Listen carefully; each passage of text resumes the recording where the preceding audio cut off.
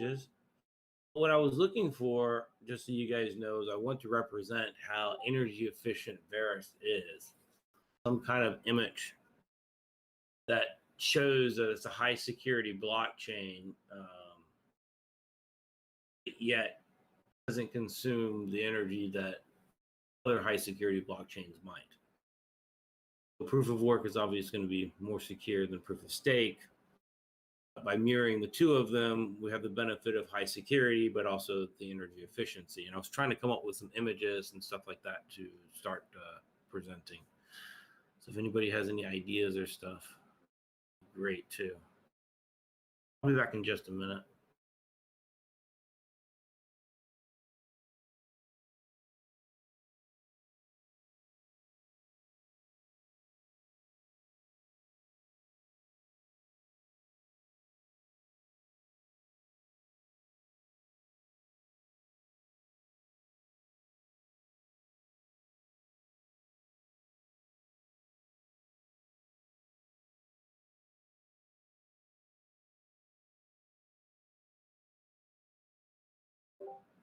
Oh, apparently Santos has YouTube and recording it locally. I didn't know he was going to do it.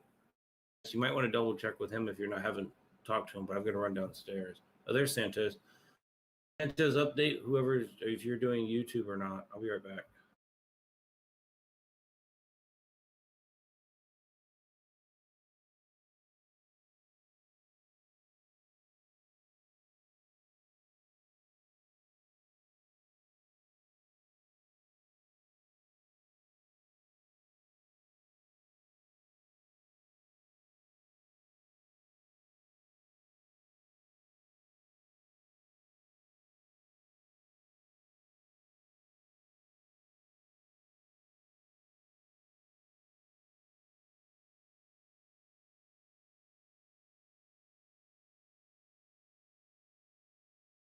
Better in the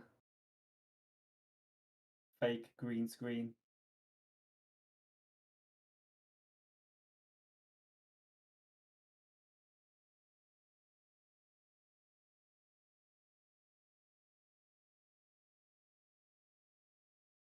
Up and me disappearing.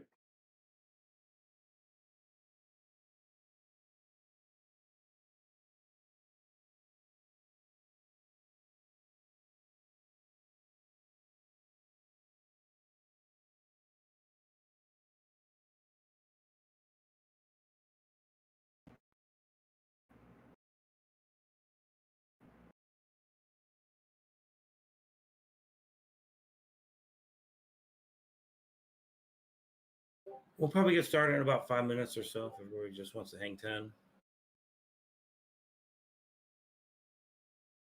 Are you streaming it then, Santos?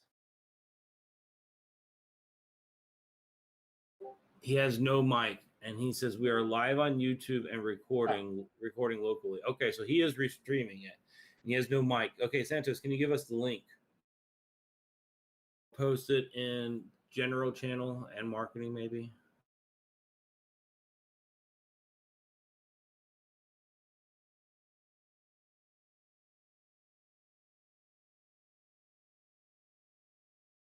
YouTube.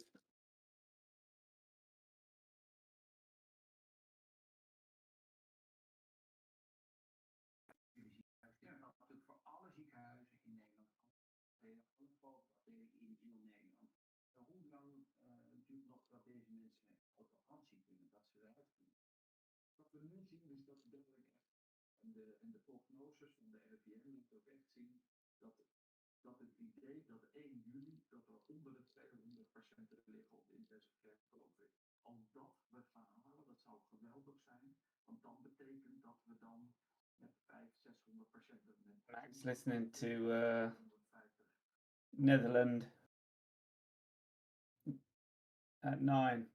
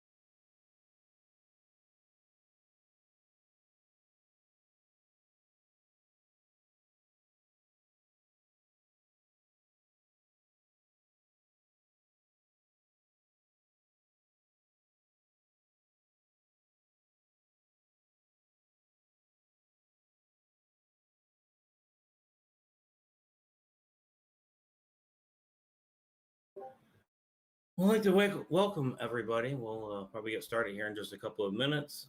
Mike, the lead developer, should be on here shortly. We'll get started. So we continue to get set up and get links out.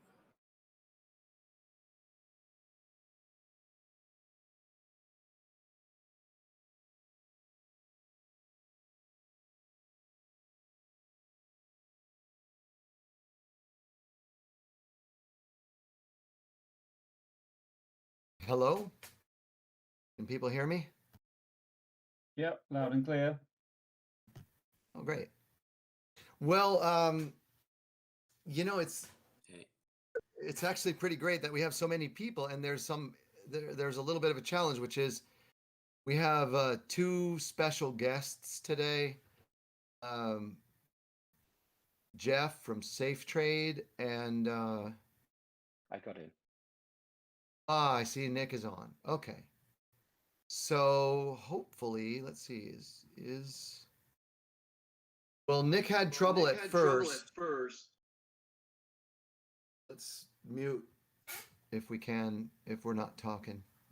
Nick had trouble at first getting on, so it might be that Jeff from Safe Trade will have trouble getting on. I don't know. So I'm gonna kind of go through. We've had some discussions about questions that people are asking and what we should actually talk about. And people are asking about, you know, how exchanges will work and how I mean, people are wanting to know how fiat's going to get in and out, and I think that's a really important factor that we need to discuss. And I think that there are, in general, a lot of questions about how PBaaS works for different applications. And so there is an effort that's already underway. We've got people in the community working on the mobile application pieces, the bridge pieces. You were obviously testing on testnet, what I do believe is the most advanced multi-chain testnet in the world, I believe. The state of the testnet is that actually everything is looking overall very good. There is, people have been, so in the first round, people were able to get a few things stuck, basically, where the daemon would not move forward because it believed that it didn't have the right information to move forward with, and it turned out it was correct. And we unstuck that with the last round. Then there are still. Can someone mute whoever is? Beijinho, até amanhã. Tá. Vejo nada, já amanhã eu vou olhar para o preto. Then people have been testing, and actually Allbits was able to, he hit something that did get a conversion on the cross-chain piece stuck. You can still send cross-chain, all the cross-chain pieces are still working, but there's something stuck. And in the mainnet, when anything would get stuck, we're likely to probably want to give a refund and not allow anything to get stuck. But right now in the testnet, it's really the best solution if something doesn't look quite right. So we'll have a release coming for that. We can do a demo right now, but actually in talking about it, a number of us decided that it would be, you know, if we do a demo, this is what we're going to show. You can go try it yourself, actually. And this is what we're going to show. You know, it would be start a chain, go to the chain, send some currencies back and forth cross chain. That's like amazing. That's an amazing thing for other projects, you know, because it'd be just amazing for projects to be able to do. But for us, you know, you can just go do that on testnet now. Go start a chain, go send stuff back and forth, define your notaries. So let's talk, because people have said, how can we do that? So let's not only have a discussion that will let us see how to do that, but let's put it in context. So we all know, well, I don't know if we all know, but let me just review for those who don't, and for those who do, just bear with me, that on the Verus blockchain, on the Verus-Test blockchain right now, and when it gets to mainnet, you can have fractional currency baskets that are effectively currencies that are liquidity pools. You can send using simple send commands or the GUI or the command line quite easily currencies to those baskets for conversion to any of the currencies in the basket, or to hold the currency itself, which effectively makes you one of the liquidity providers in default, and then raises the overall market cap of that currency if you're holding it.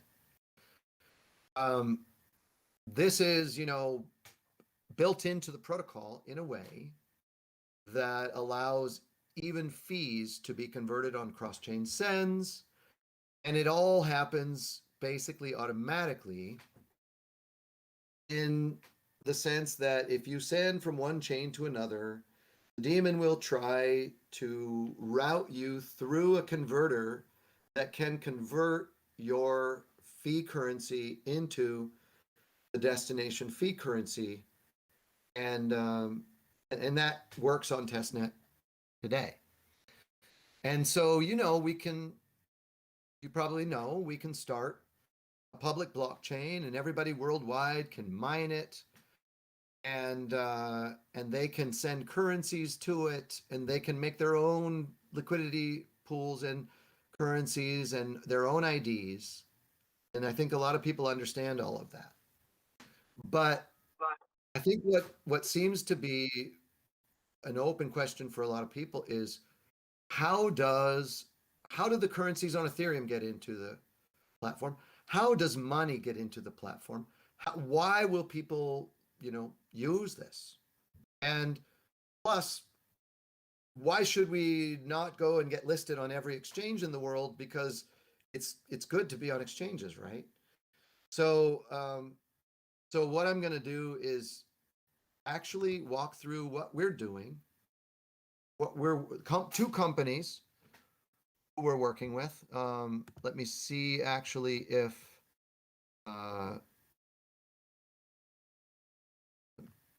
let's see, just a second.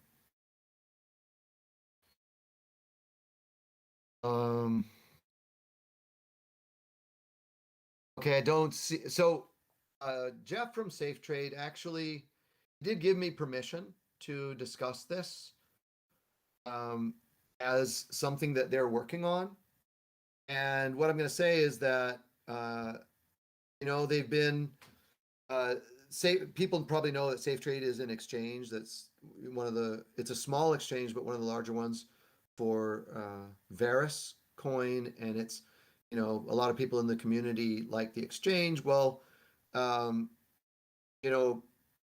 our entire model effectively eliminates the need for exchanges or money changers, and that has a lot of people, because we're not the only ones who are using math that at least points in that direction. We might be the only ones doing simultaneous solutions that solve front running and cross-chain sends with fees, conversions, and all this stuff.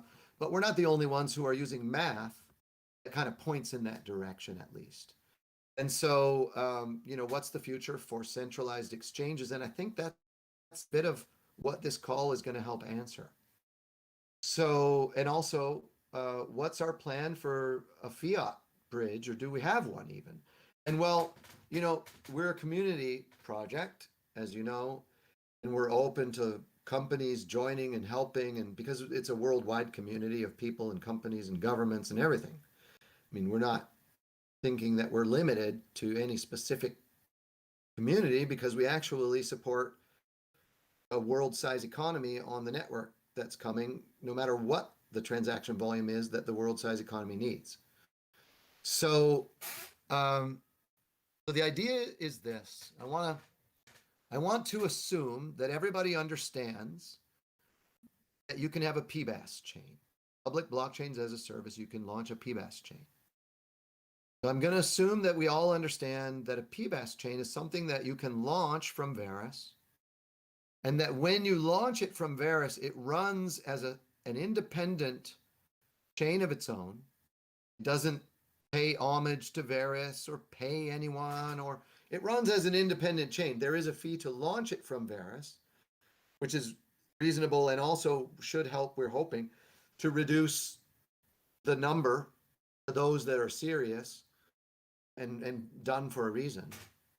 But what we have really always talked about are these fully decentralized chains, and we're talking, people are talking about what's gonna change with centralized exchanges, and it's really interesting because you already see Binance doing this Binance chain.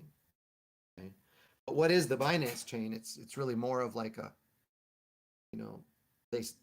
they try not to censor it, and I think there are some tests on the chain right now to see if they will, but they can, and it's more of a centralized Ethereum clone kind of, and and it can have VM based swap type liquidity pools or any VM based type liquidity pools, and you would hope that Binance wouldn't do miner extracted value and front running, but you don't know. And Ethereum, they've got this platform going with all of these liquidity pool applications running at, a layer that's not connected to the core and doesn't really integrate. And that is, they've kind of embraced miner extracted value and front running. And so we're not going to really, I would think with that kind of a model, we're not going to really expect fair, equitable, and reasonably priced conversions for small amounts from that platform anytime soon. I don't think. Could be wrong. Doesn't seem so. But let's think about this bridge to fiat for a minute. So one of our special guests, and he's going to speak a little bit later about what he's doing, and I'm going to give me permission to kind of describe what he's doing right now, and I'm sure I'm fine, and he'll correct me if I say anything incorrect right now, but that is Nicholas, or Consilience, as we know him around the community. The company is Archetype, also referred to as Value, what he's doing. Oh, I see that Jeff from SafeCoin's here. And hello, and as people may know, Value and Archetype have a patent portfolio that actually cover its patents that read pretty much on all of the hardware wallets that exist that are used today, and that read on things like the FIDO identity foundation, the technology that's being used by lots of people right now, thinking that that's the future of technology. Well, Archetype and Value actually has had patents for 10 years and a very, as I understand it, quite complete and professionally evaluated patent portfolio that actually cover all of those technologies. And to his credit, Nicholas has not wanted to become a patent troll, because if he wanted to be, he could be, suing people right now. But instead, he actually has had a vision for what he wants to make that will enable self-sovereign IDs for the world. And he wants to take this entire patent portfolio, that's been valued, I think officially right around, all I understand is that it's expected to be valued in the $100 million range. My guess is it might be expected to be a little more, maybe a little less, I don't know, but right around $100 million. And to actually launch or to endow through a launch that, or to exchange through a launch for part of the launch, the worldwide exclusive licensing rights for all of those patents to effectively be something that all the holders of those currencies would benefit from whenever a company licenses that patent. And the model for licensing, we have two possible models, and it's going to be a business decision.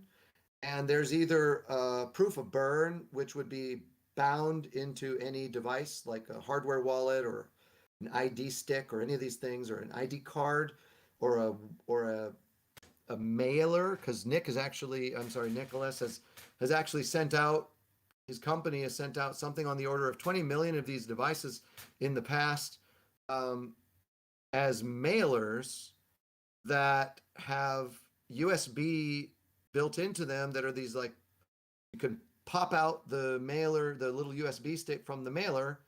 It hasn't been used because you just popped it out, plug it in, and the model is that, if a corporate currency uses this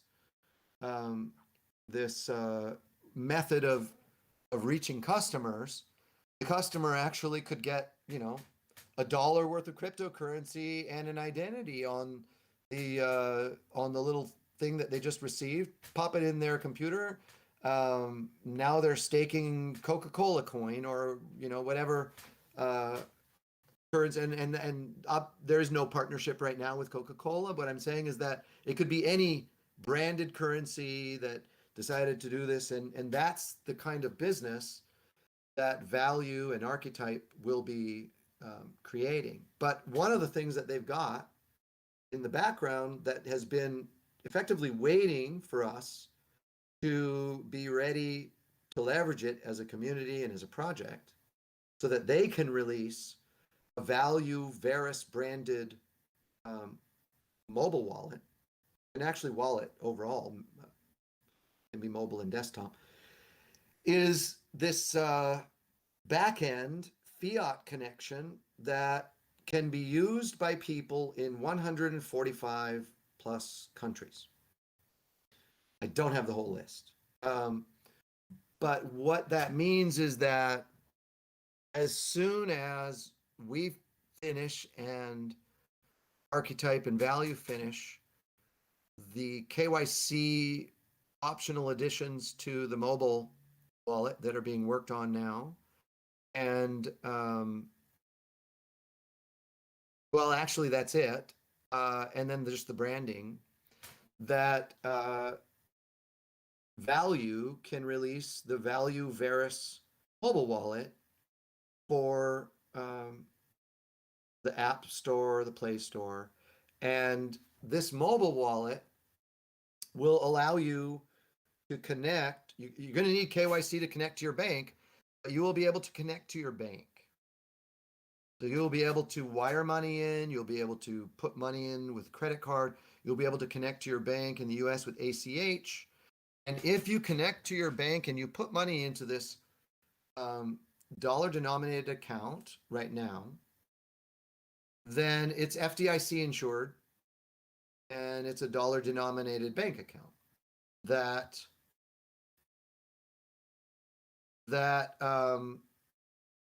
allows you to move your dollars, that will allow you to move your dollars from your FDIC insured account to and from.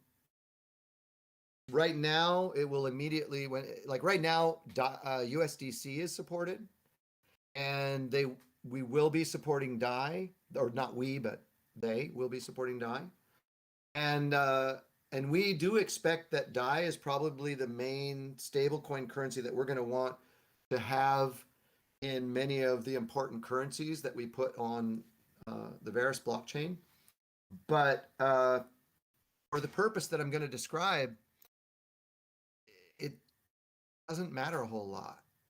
So the way that this will work, and I'm gonna actually bring up, I'm gonna share my screen, and I'm just gonna bring up a currency definition that would reflect what I'm talking about. So actually, you know what? I'm going to ask you not to pay attention to it for a minute because there is a preface that I should start with.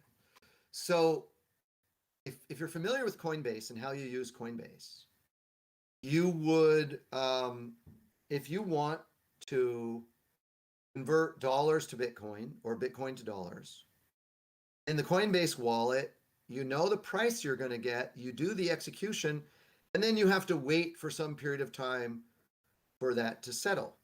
Unless you're on the exchanges using Coinbase Pro or something like that. The normal Coinbase experience is, it takes time. And if you really want to get dollars out of it that you can spend, unless you're using all Coinbase things to do that, it's going to take you some real time. So the model that they employ and that other companies also employ, which they're called quote APIs. I don't know if people are familiar with quote APIs, but it isn't just getting quotes on currencies. It is a model where you can call an API, and when you do, you get a quote back for the exchange rate for a currency exchange that you're asking about. And if you execute it within, say, 30 seconds, you'll get that price. Okay. Now, so if you think about a model where, all right, the value backend can allow exchanges to sign up to the value backend. Okay. So let's take SafeTrade, for instance. So if SafeTrade connects with the value backend, then users of the value system can, in a centralized way, this is not yet on the blockchain, can do two things with their currency.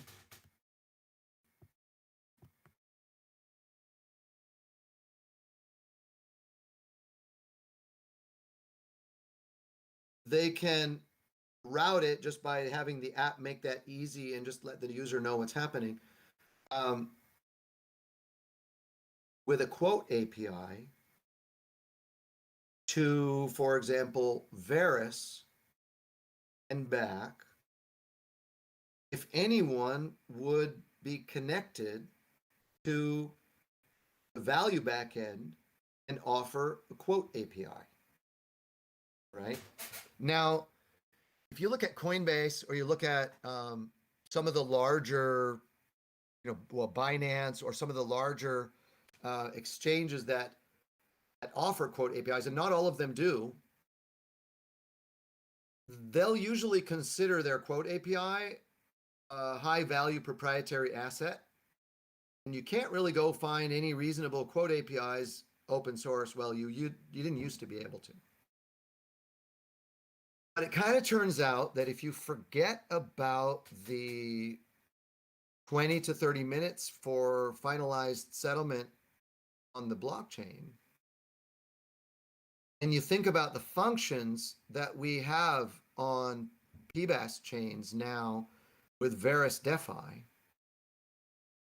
and you take, say, a fractional currency that, say, has 2 or even 3 currencies in it, you could very, very easily implement a quote just by calling functions on the blockchain.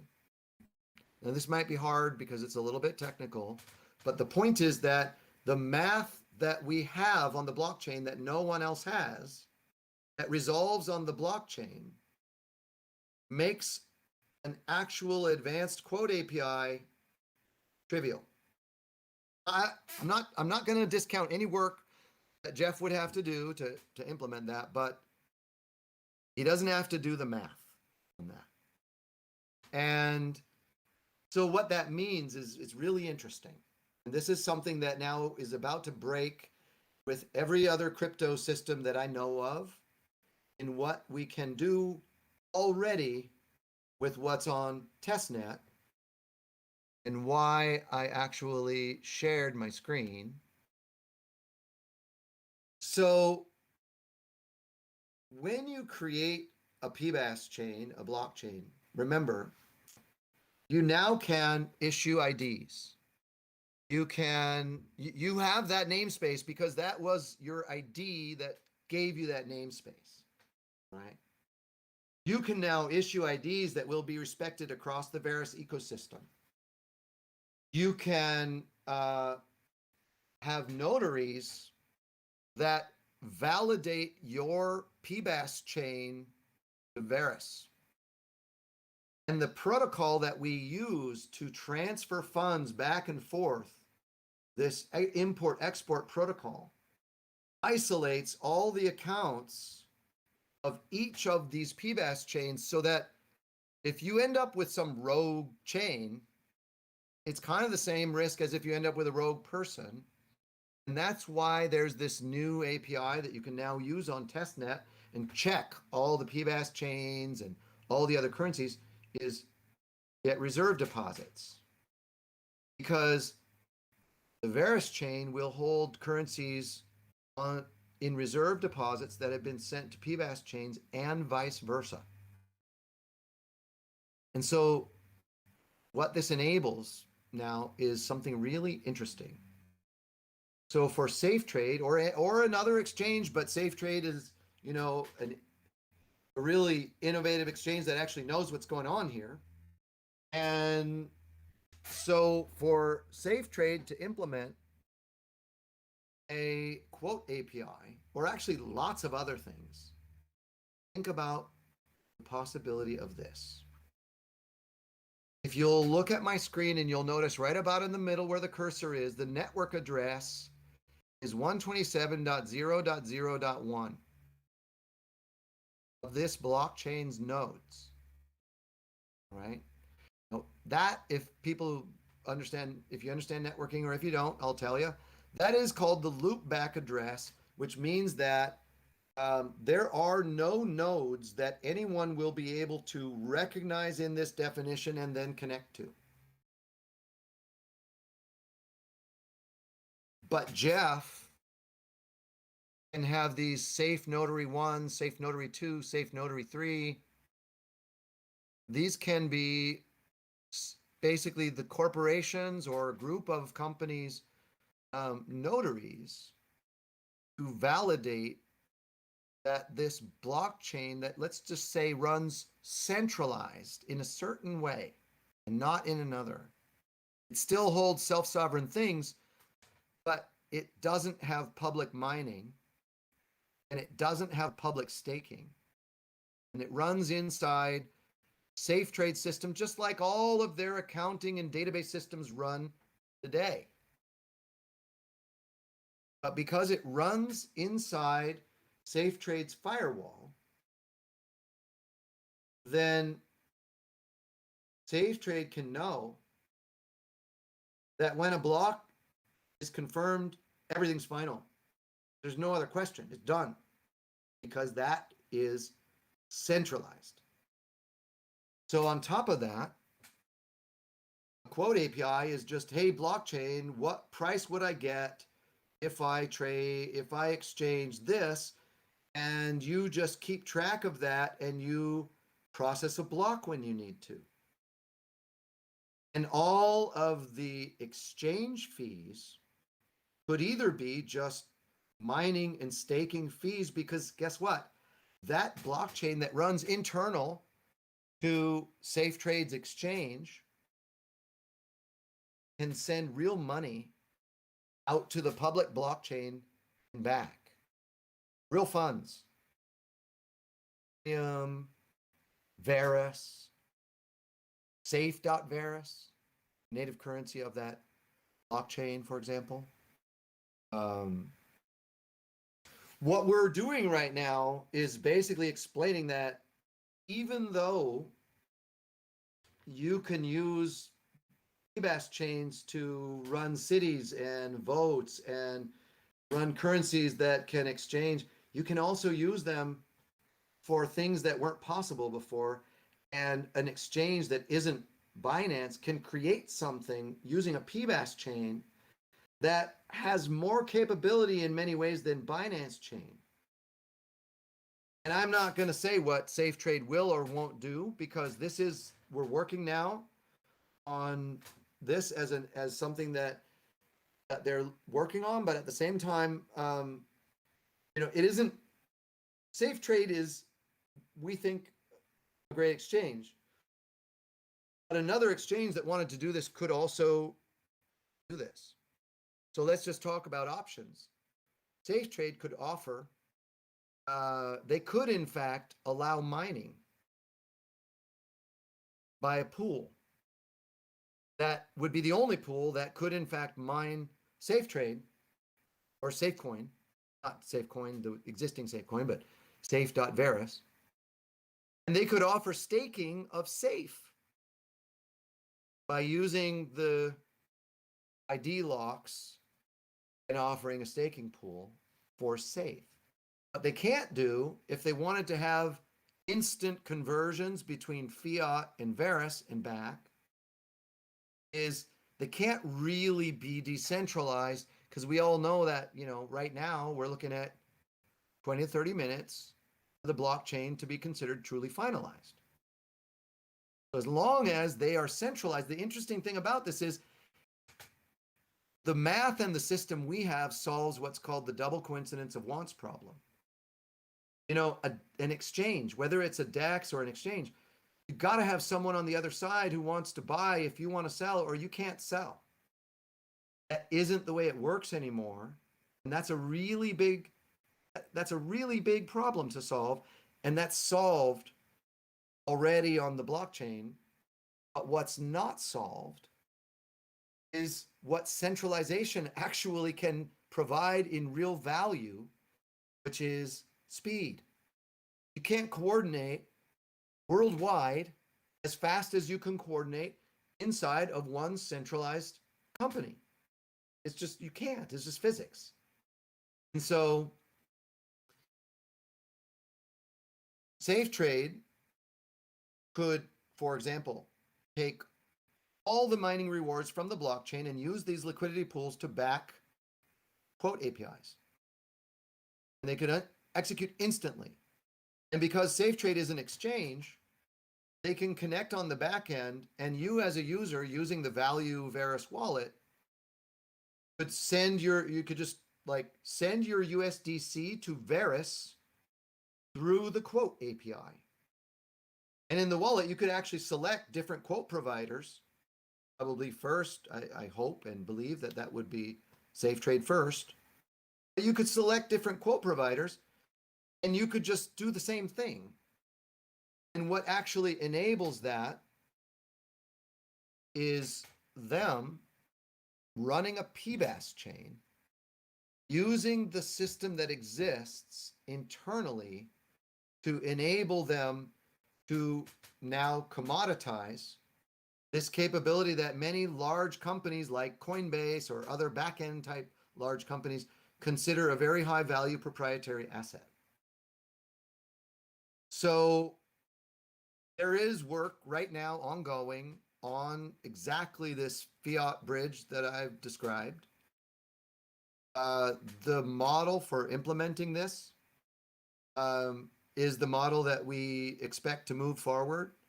And I don't really feel that we need to do a demo, but this chain that I just described here, after I have a chance to sync with Jeff and discuss any things that he might want to adjust, is the definition that we would expect to put on the test net. And actually, we could even have Jeff just being the only one who runs that chain and moves it forward, and even notarizes it, and so we could kind of simulate that piece, but we don't have the back end yet finished on the mobile wallet, and that's in progress.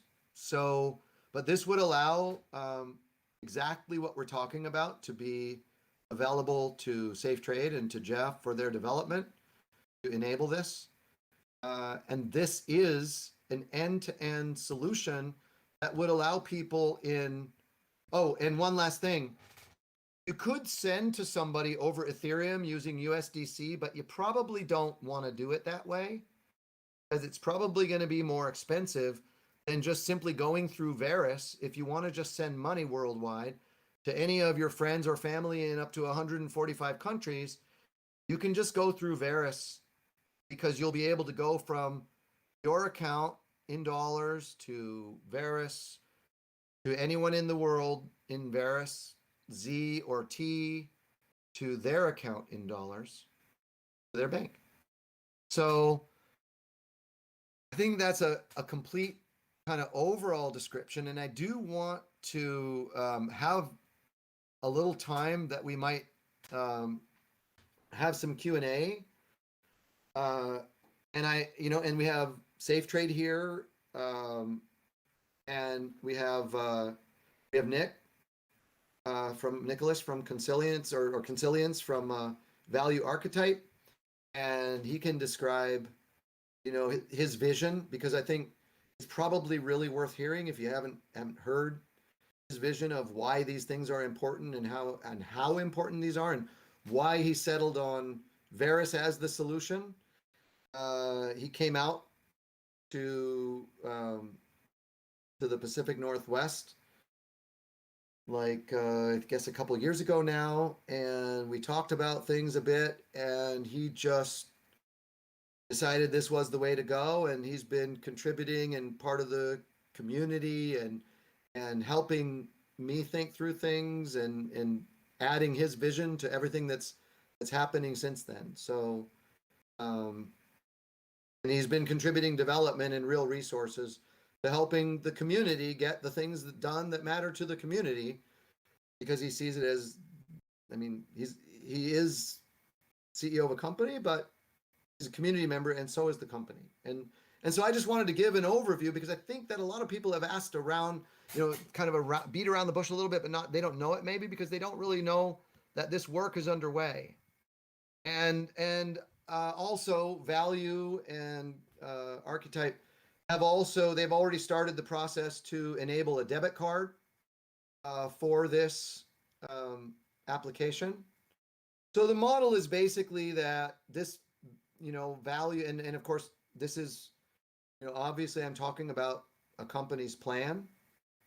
We don't have roadmaps, and someone, it's interesting because someone brought this up yesterday who I was speaking with about one thing for one reason, and then today, completely independently, someone brought this up for another reason. And today the reason someone brought it up was to make sure that I clarify that, we're running these technologies on testnet. We're not talking about just a future roadmap that you can't see, or that the technology is, half or less even on its way to being done. We're actually talking about things that, we're working actively to get all the people who can running and testing it on testnet. We now have a few things to resolve. That's like the perfect cycle, is that we really get people using it. We resolve things, we get people using it, we resolve things, and we keep doing that as we harden it and do other kinds of testing on it as well, so we can release it on mainnet. And that's our goal now. So we don't really, we're a community. We don't really do roadmaps, but companies can have plans and roadmaps, and we do vision, and we want the world to come help us make the vision. And I just want to make one point that I've realized, and other people thought this might be an interesting point to make. When we get this testnet fully tested, hardened, and on mainnet, this testnet, not a rewrite of it, not a big refactoring of it, but this testnet,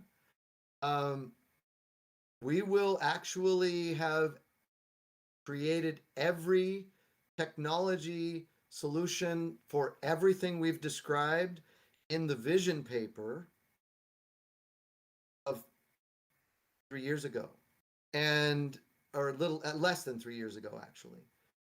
But we will have created everything that's in there, and much more, and that's just kind of cool. So I'll leave it at that, and I will leave it open for questions. And I think the first opportunity that we should just afford would be if either Nick or Jeff from SafeTrade would want to correct anything or say any statement relative to what I've said, then I think it might be good if we just open it for questions and know that they're here and can help answer questions as well. Because obviously I'm just trying to describe how this can work. They're the companies who are really working to make this happen. And the interesting thing is they're working independently, but they will end up connecting together through this platform. So there. Thank you.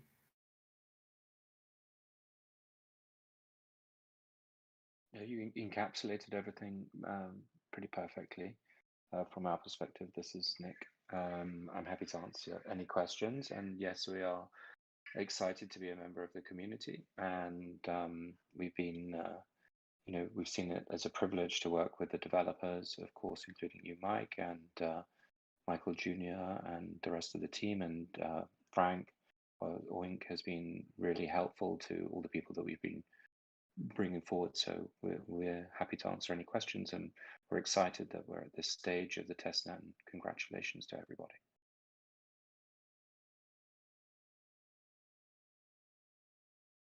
Yeah, same here. Happy to answer any questions with SafeTrade, and congratulations on testnet. We've been quite excited about this for a while, and we're looking forward to doing implementations such as Mike's described here, so we can have real world use of it on an exchange.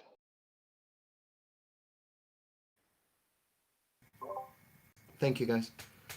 So yeah, I mean, if people, these are the kinds of questions I've been seeing around. So now's the chance, to ask about any of this, unless it was just so clear. But so have at it.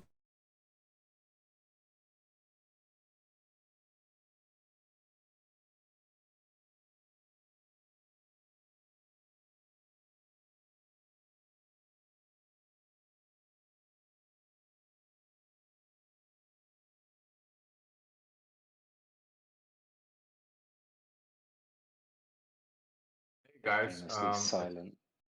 Art from Komodo, Tuna Management. Just wanted to ask a quick recap on what you guys are talking about. So joined just recently, and maybe somebody who just joined recently have no idea what you're talking, guys, about. Might just have a few questions after you do the recap.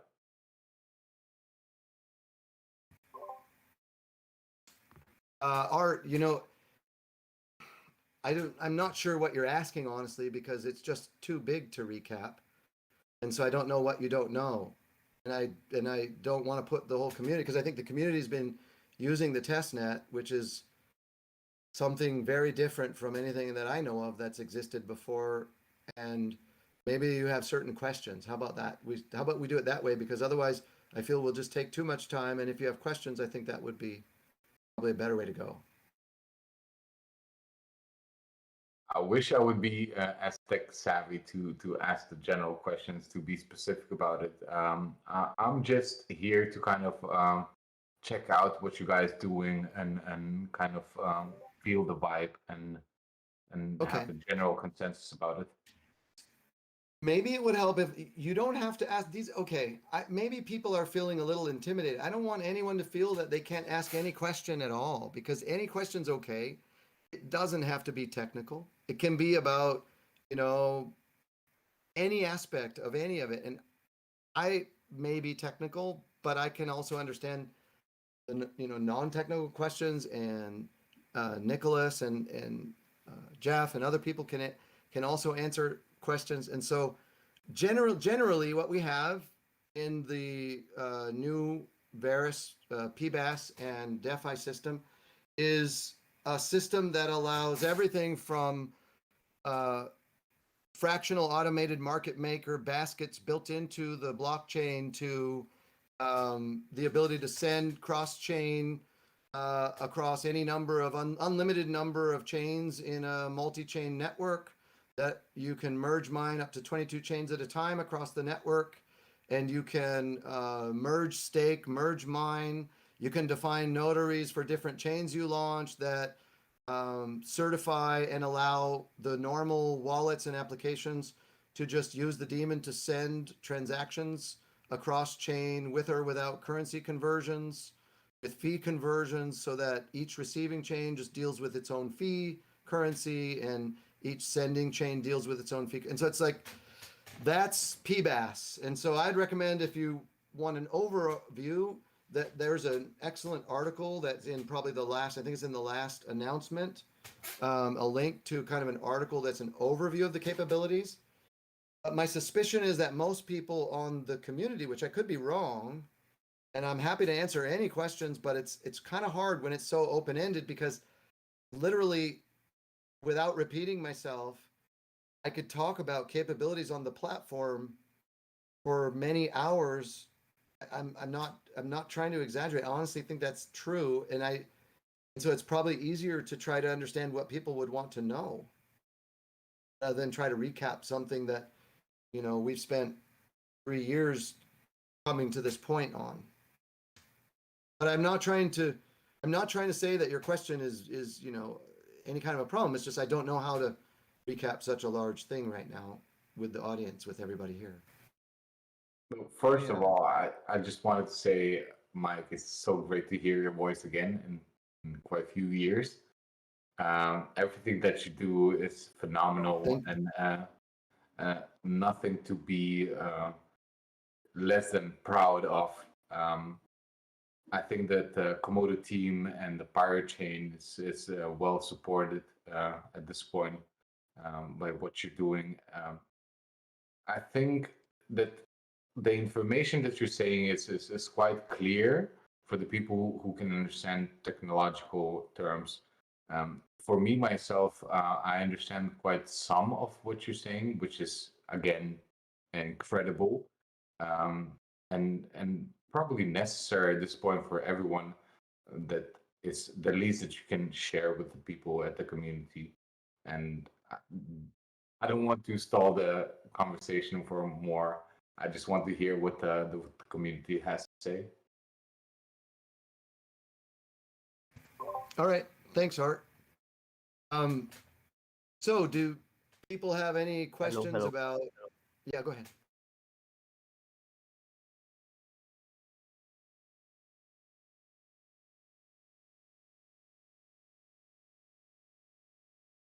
Guess that would go. Yeah, Mike, I have a question for you. First of all, congratulations, of course, with the huge achievements. Looking very much forward to experimenting and trying a whole bunch of things. As it came to my understanding, if I understood correctly, once you start playing around with all the new features, with all the coins that you want to run natively, the way I understood, it means that you're going to be running a separate full daemon of that specific coin. Is that correct so far? When you say run natively, I mean, so every PBaaS chain can have an unlimited number of token currencies that can be liquidity pools and fractional currencies on it. Every PBaaS chain. Yeah. So every PBaaS chain, but if you want to run a native currency, then that only exists to power a blockchain. Right, but so for example, you're running the native, you're running the blockchain, but you want to do like a whole bunch of currencies that you want to run. You want to do multiple mining and staking, perhaps, with all the features that we now have. So I guess my question would be, how would that impact your system performance? Do you need like more memory for stuff to run once you start expanding all the stuff that you want to do, or is it just capped out to a maximum of memory and CPU power that the whole chain will require? Do you mean if you're a user, or do you mean if you're starting a blockchain? What do you mean? Well, both, I guess. All right. All right. So let me try to break it down. Then. I think I get a sense for what you're asking. Let me try to break it down. Mm-hmm. So basically, if you run a blockchain, you have access to all the currencies on that blockchain, and you can use it in light mode. Right now you can't, but you will be able to use it in light mode, and you'll be able to use it in normal mode. So you'll be able to have, you know, light mode access and normal mode access to any blockchain that anyone makes available for light mode access. And all the currencies on that blockchain will be available. But if you want to merge mine, then you're going to need to run another daemon. If you want to merge stake, and there's value in doing that too, you need each independent blockchain's currency to merge stake, but by running both together, the two daemons will communicate with each other, and you as a miner have the ability to put notarizations into the blockchain, which can then, after a period of time, be validated by the notaries. So if you want to mine or stake multiple currencies, and yeah, you're going to need to run multiple currencies, and the amount of memory per daemon for smaller chains, you might want to give yourself a gig per daemon. For larger chains like Verus, I think you want to give yourself maybe 3 gig. And you know, the thing is that you can run up to 22. So it really just depends on, like, if you're mining and staking, unless you're using mining software, of course, you don't need to run a daemon. It kind of follows all the same, everything actually about the whole system is kind of simple, like blockchains used to be, like they are in some, you know, still existing projects. And so if you want to mine, you want to stake, you either do it through a daemon for that native currency, or and so you don't like, if you make a liquidity pool and somebody uses that liquidity pool to convert currency, you have a yield on that currency, and that's a form of earning. If everybody doesn't just sell off the currency, you know, that's a form, or even actually it doesn't change the inherent value of the basket. So in a liquidity pool, like 100% backed liquidity pool, then you don't mine, you don't stake, you earn rewards, or you earn fees, liquidity fees. If you've got a native currency, then you mine, you stake, you earn fees on the blockchain from all of the activity on the blockchain you take apart. You know, you only mine and stake because it's a blockchain. It's kind of not the other way around. Like, if you want to mine and stake as your goal, then that's not actually. Then you probably are talking about wanting to use blockchains for a reason. Because mining and staking a token, in my opinion, it has nothing to do with security, and then it becomes a derivative gimmick for you know, hyping or making enticing humans to be excited about money that isn't really there, because all the math ends up being the same anyways. But mining and staking for blockchains is security. I think it might be worth mentioning, because you haven't said it, you said it in the past, but not in this meeting, that the daemons don't need to run on a single system. They can connect over the network. Oh yeah, sure. As far So as I you could, understood. yeah, actually, I actually, when I get to the point where I have time to do that, you know, it might be fun to make like a many Raspberry Pi network with a central, you know, fastest AMD Ryzen, you know, kind of setup, because you could run all your daemons on the Raspberry Pis, and they could merge mine with the central computer, and you could even have a little like pool, just grab the pool software and set up a little pool on the central computer, and all of the Raspberry Pis could contribute hash. They could all stake, and you could merge mine the most profitable coins in a setup like that, always merge mining 22. That'd be kind of a nice pool setup, or even a nice solo setup. But then the other thing that might be, Makufer, for your question, that might also be useful for you, if you want to send a currency from, say, the Verus test chain to the quantum gravity chain, or if you want to send from one chain to another, you actually don't need to be running both daemons to do that. You could be running one daemon and you just send and it'll go there. Or you could be running a light mode thing and you send and it'll get there. You know, the speed it takes is dependent on the miners that are merge mining, how many miners are merge mining. So if you get like one merge mined block, you know, every 10 blocks or so, then it's going to be about as fast as it can be. And the notaries that are paying attention, that's about it. And if you stop doing, if everybody stops merge mining and if everybody stops notarizing, then you just don't get any cross-chain communication until they start again. And then everything just flows again. It's kind of like that. Yeah, thanks. Yeah, it was really nice of Link to throw that question in, because that was kind of like the follow-up question that I was going to launch. So Yeah. that immediately got answered as well. Thank you.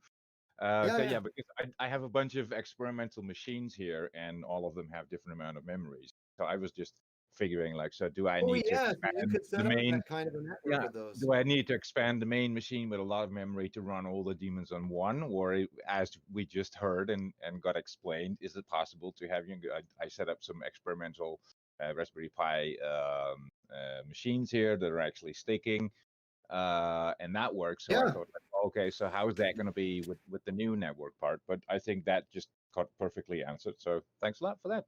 So that cleared up. All right. Great. Thank you. Mike, hi, thank you. I do believe that there is a question from Santos, and if I'm not mistaken, he doesn't have a mic. So if you want to answer that one, but I did have two that came up. One is from earlier in the meeting, and one is from something you just said now. The thing you just said now was about if everybody sells the token or whatever it was you had mentioned, it wouldn't go down in value. If that's something new, you want to explain about that, you please do. But the other thing was about the narrative. The big narrative now is about environmental impact and all that. So if you have any thoughts or comments about that, Oh, yeah. please do share that too. Yeah. That's a great question. Okay. So the environmental impact, that's one. So let me address them in order then. So the first question, in 100% backed currency, the currency is worth its basket. So no matter how big the basket is, the value of the currency will be, in its basket. So if you have 100% backed currency and you buy into it to any size with an even amount of each of its reserves, value will always stay the same no matter how large the currency gets. It will just have the ability to easily transfer imbalanced conversions without much slippage the larger it gets. But balanced conversions, you could actually, like, because we solve everything simultaneously, it really wouldn't be like, it wouldn't be hard to convert, tens of thousands, hundreds of thousands of dollars every block over, $1 million or 2 million kinds of liquidity pools. If you had the right kind of like smaller, many transaction volume, and that's going to be, that would be a huge amount of volume over a very small pool, but it's stable because it can be stable because everything is solved simultaneously. So you could conceivably cross, I'm not saying you would ever want to do it, but you could cross $2 billion exchanges over a dollar-sized liquidity pool with no change in price. It'll give a lot of fees to the pool, but no change in price if they crossed in the same block. So because everything's solved simultaneously. So the size of the liquidity pool in 100% backed pool does not determine the per token currency price of the fractional currency. The thing that would determine it really is just the balance of the different currencies and the total amount of backing for the total amount of supply. So when you would sell, the supply goes down, so the price stays the same. When you would buy, the supply goes up, price stays the same. That's why. Does that make sense? Amazing. I think so. And definitely on the second listen, if this is recorded, it will make even more sense. And Okay. Yeah, but also if you didn't, could you also, that one other thing that just came up was addressing like I mean, the small. well, the environmental thing I'm going to address, but if there's So, another thing, tell yeah, me. yeah, it was just like, just if you could say something about the small user, you know, they have huge fees now that they suffer. Does that also help the small user who just wants to transfer a small amount in these types of conversions? Oh, absolutely. I mean, here's the thing. So right now, you have normal network fees on Verus. You know, those are not going to be expensive if we're under $1,000 per Verus, right? I mean, if we're under $1,000 per Verus, the network fees we've got right now are really not that much, actually. And it might take us a little while to get to 1,000. I don't know. But if we do, there will be PBaaS chains who can do the same thing, and they'll be lower fees. Okay. So, but the thing is that you got your network fees, and then for conversions, you're not just subject to the whims of every random DApp maker because it's built into the protocol. So on a conversion on the public blockchain, you would get always, if you're converting from, you know, a reserve to a fractional liquidity pool, you're just going to pay 0.025% of your principal for the conversion. That's it. And if you, I mean, there's a minimum, but the minimum is like, I'd have to go look. It's like half of a, it's like 5,000 Satoshis of the native currency or something like that, equivalent. But that's a minimum. So you don't even need to pay that if you're converting larger than what would result in that. And then if you're converting reserve to reserve, it's double that. So it's 0.05%. So you got the network fees, and you got those tiny little fees that are smaller than anything you'll see on Ethereum in terms of just percentage. And that's really just, that's it. If you send over to SafeTrade, you know, when, like, say SafeTrade goes live with their centralized PBaaS chain, and you send your money over to SafeTrade, then they could define higher fees to, you know, if they wanted, they could define higher fees, or they don't necessarily have to, because it's just kind of up to them. And you know, if they define higher fees, then you know why you're paying it, because they could allow you to synchronize to their blockchain. They could allow you to see everything, every transaction, every conversion. It's all visible. It's all like there are APIs to see it all. It's not hidden in a contract, you know, and something you have to decode differently for every contract. It's just, there's a command to see just about everything. And so, you know, we hope that SafeTrade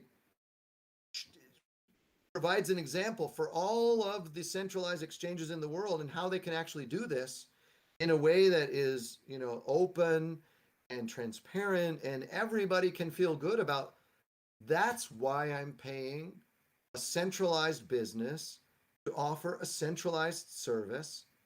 That's why. And that's what it's worth to me, you know? And the fees that are already being charged by the blockchain are probably actually going to be worth it to most people. And so then the businesses have to decide, are we going to add more product offerings that are charging more fees and things like that?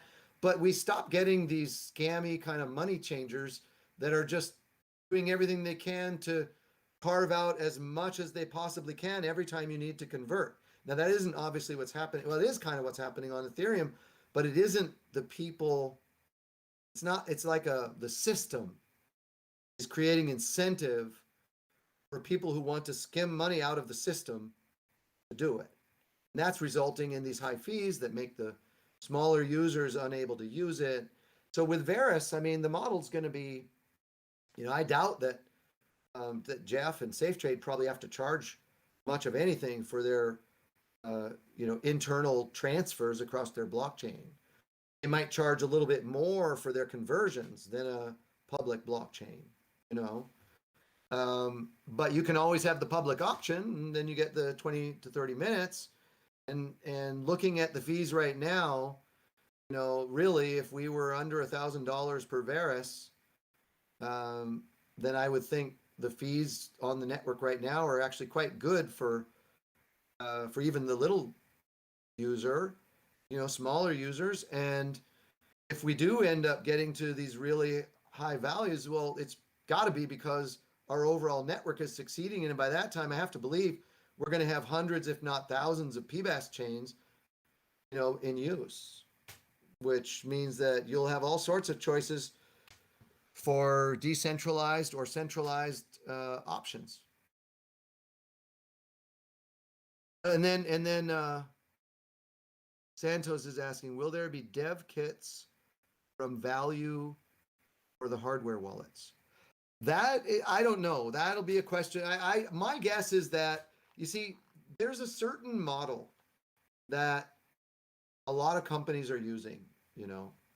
If it's like when you learn about all of the people who created all these great businesses in the past, you kind of do the like horizontal type of business or the vertical type of business, and if you're small, you try to, if you're making a business, if it's about profit and that's all you're about, then it's like, if you're small and you're doing hardware, then you got to have dev kits as like the first thing.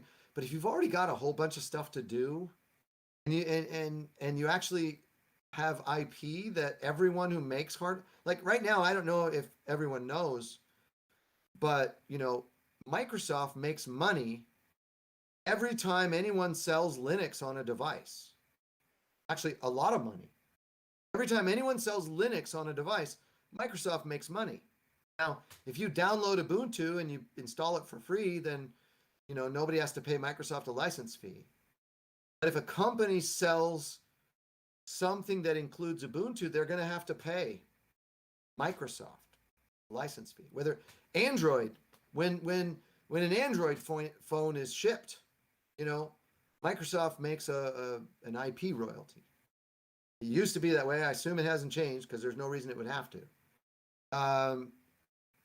And the thing is that with the value plan, the value in Archetype's business, they intend to like take all of their IP and enable a model for everyone to just use a simple proof of burn or proof of deposit on a people's coin, a fully decentralized public currency, that can then be just embedded provably into the device. And, and maybe with the value chain. Anyways, yeah. So as far as dev kits, I don't know the answer. I'm sure that at some point there will be dev kits. My belief is that if you develop on Verus, it's probably going to be what you need, because my sense is that it's probably going to be really easy to use, keys that probably plug in, and they're not intended to be about development. They're really intended to be about a user gets one, either gets one and two, like one as a backup for its revocation and recovery, and the other one as its main, and it kind of assumes that you're probably going to put all your crypto in the Verus ecosystem somewhere. I would think that's probably how it's going to work. But Nick can answer that actually. Yeah, I think you answered it perfectly in terms of as it relates to dev kits. I think in terms of the intellectual property portfolio, again, it is the intention to give the IP to the people. So it is a people-powered technology. That is what Marconi offered to the US Postal Service, was the telegraph, which they turned down.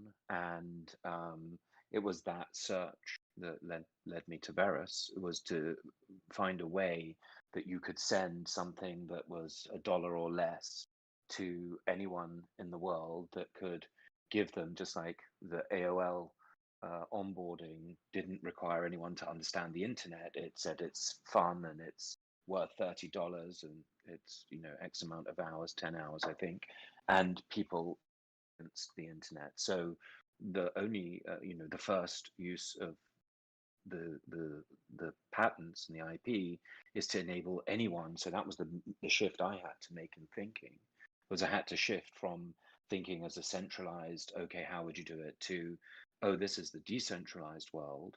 And so we need to get IDs cheaply to people and then get them a wallet into which we can deposit them some form of value. And that form of value would relate to them, and it would give them their first taste of, you know, what they wanted, which was effectively some form of economic empowerment. And so, you know, in terms of the first use case that I anticipate will be, apart from the app, which is going to connect dollars to Verus, the use of the Kiko system, as we call it, would start with something that was as simple as you know, a web key that could go in the mail to anyone, or in a box, or alongside, or in the doctor's office, for example, where we did many millions. And it enables people to on-ramp into the new system in a way that they can understand and is very familiar and relatable. So again, not, you know, moving from Nokia to iPhone, if you'd have tried to describe the iPhone, it would have sounded extremely complicated. But when you saw it, you knew that that's what you wanted to do. And that's part of information exchange for humans, is they need to know what it's all about and why. So the first most simple use of the key is attracting people and getting them into the new way of thinking. And then there are security key use cases, and there are other use cases which everyone will be able to look at the patterns and innovate as a community. And that's the whole idea, is that we understood that it would be much more valuable if everybody could use the IP portfolio and innovate using the Verus protocol, just as we needed the Verus protocol and the Verus community. And that's why we chose to focus our attention on working with the community rather than going and raising money from venture capitalists or other sources of capital that would probably not want us to mutualize the IP, but would want us to monopolize the IP. So hopefully that's clearer, Santos.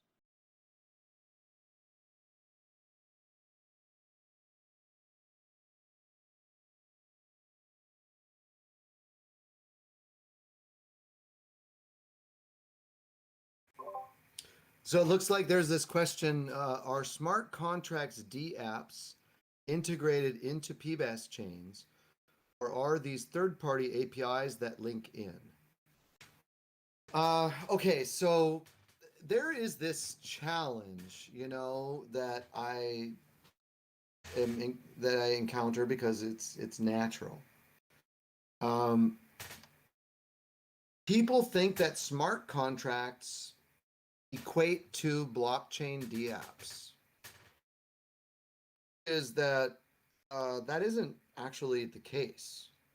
In fact, right now, Ethereum, or any VM-based system that has a huge economy in its VM layer that isn't integrated with the blockchain, actually, in my opinion, has an actual problem when they're not aware at the core protocol level of other currencies and other economic value. Then you break the connection. And actually, this reminds me of a question that I think Juliana asked that I forgot to answer about environment. That breaks the connection. I'm going to go back to that. That breaks the connection. The thing about the VM applications between the economy in the VM layer and the economy on the blockchain, which is actually fundamental to the blockchain's security and the motivation that causes the decentralized miners to behave in what we would think of as a helpful way. Okay. So the Ethereum blockchain is like the example, and everybody's following this example of, you need a smart contract platform at layer 2. You know, you need the smart contract platform above the core networking protocol that isn't connected to the actual decentralized blockchain mining and staking protocol. And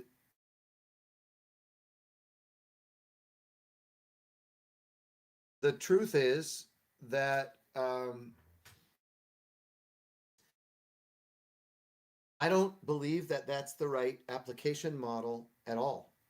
I think that what we're seeing right now, this idea, so everybody has so much money behind Ethereum that, you know, it isn't going to fail, but it's going to go through some really interesting times that are likely going to be, you know, it's just the evolution of things. And it's probably going to be more expensive than it is now. And there are going to be lots more people extracting value and front running every transaction until that's solved with a number of possible ways that I can think of might be. And yeah, I'm going to answer that question about the vision paper. I try not to look at the new questions when I'm answering the old one. So the chains don't have the ability to write solidity or these things. The chains offer these capabilities, which actually, when you leverage these for applications, you can do things like enable an exchange to make a quote API by using this technology internally and being able to send money in and out of a centralized organization between decentralized and centralized easily. You can't do that with a smart contract platform easily. Well, I guess you could if you have a centralized smart contract, but it doesn't help you solve the quote API at all. And you don't have, you know, unless you bring along SushiSwap and Uniswap and all the other, you know, swaps, you don't get that functionality because it isn't built in. And because you don't have it built in, you can't do parallel processing unless you have a whole nother layer of platform that someone's going to end up building at some point, probably, rather than carve away all the unnecessary stuff. So no, right now you can use the smart contract platform on Ethereum once the bridge goes live, because you'll be able to send Verus currencies over to Ethereum, and you'll be able to send Ethereum currencies over to Verus, and you'll be able to use, you know, if a smart contract, you can write smart contracts on Ethereum if you want to do that, if you feel like it, or on other chains that can be connected, and you can send Verus currencies over to use them. And you can send Verus currencies over, and there could be liquidity pools on the other platforms as well. The only question would be why, but you can do that. Eventually, I believe that the right application model is going to emerge. I don't think it's the Ethereum application model. I don't think it's the current smart contract DApp model. I think that's an evolutionary step towards the right one. And it's a little bit of it's got problems. And I think we are also a solution that needs to be there. Like what we have right now, it enables applications that you can't build using other systems, but at the same time, eventually we're probably going to want some flexibility, but I think it's going to look different. I think it may end up being something similar to VM technology, but it's not going to be the same, and it isn't going to operate the same way that Ethereum does. I don't believe. So let's see. First I'll do the environmental question, and then I will talk about the vision. Actually, let me do the vision paper because that's an easy answer. Okay, what I mean when I say the vision, so I used to do machine learning. You could maybe even, I think I have some machine learning stuff in my repos. I know that I've published some machine learning links before. Doing the machine learning that could leverage data on the blockchain is actually, anyone can do it now. It's really not hard to do basic stuff. It's actually quite easy. You know, give me a couple days and you can have convolutional neural networks or whatever are the, right now, you know, you might want to use some transformers or different things like that, you know, and they just, I mean, I'm not going to go drop names of all the different kinds of latest network architectures for machine learning networks. But the bottom line is that the hard part's how you get the data together in a way that can be consumed. And the machine learning piece is kind of a spectrum that is enabled now, meaning the data, you can start putting and using data associated with things. And I'm already thinking of ways that we could use machine learning in the wallet and this kind of thing. But no, I mean, that's kind of an ongoing thing. And yes, it is, the technology to do it is implemented. All the applications that will come out of this are not. So like the voting application that uses the technology to do confidential, verifiable, and transparent polls and elections, nobody made the application yet, but the technology to do it is there, done. Well, when this gets to mainnet. Storage. So actually, the interesting thing about storage is right now, I think the plan that I think we're probably going to move forward on, and I was hoping that this was the plan, and we put that into the vision paper as the expected plan without knowing that it was, really going to unfold that way, is that probably the default storage solution is just IPFS. And there will be many ways to pay for services to pin, and we can plug into other currencies that, with converters between the fees for storage and everything else. But right now, the kind of default model, because it works and it's used by so many people, is IPFS. So I'm going to leave, unless there's more on that, I'm going to leave that there. And then I'll address the environmental question. And I really actually appreciate that that was asked, because there's a bunch of hype around that, which is made by someone who I think is basically just manipulating the market so that they can pump up their acquisition of Doge, because they probably own most of the Doge, and they're probably illegally, I'm saying probably, I'm not defaming somebody by saying I know anything or explicitly saying, but I think the person who is making all the noise about the environment cares more about pumping up their investment in Doge than they do about anything else. And I think that Doge their goal is to make Doge Bitcoin, because Bitcoin is it doesn't have function, it has users. It doesn't have function. It has users, it has lots of users, it has the biggest network effect, and it's the most well-known, it has brand, and it's got the meme. And, if somebody's got the power to make memes, and they've got a good meme tool, and they've got a nice pulpit and a reason for doing it, they might be able to beat Bitcoin with that, Everybody thinks it's development. I don't think that's necessarily the case. We'll see.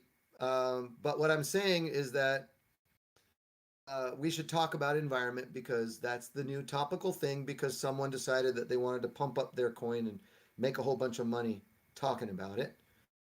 But it's an important topic as well. So here is how to think about it. Let's just say, if all of these people talking about how physics works and Bitcoin uses exactly this so much energy for a transaction, if they were actually right, then we could just compare apples to apples, and let's do it that way.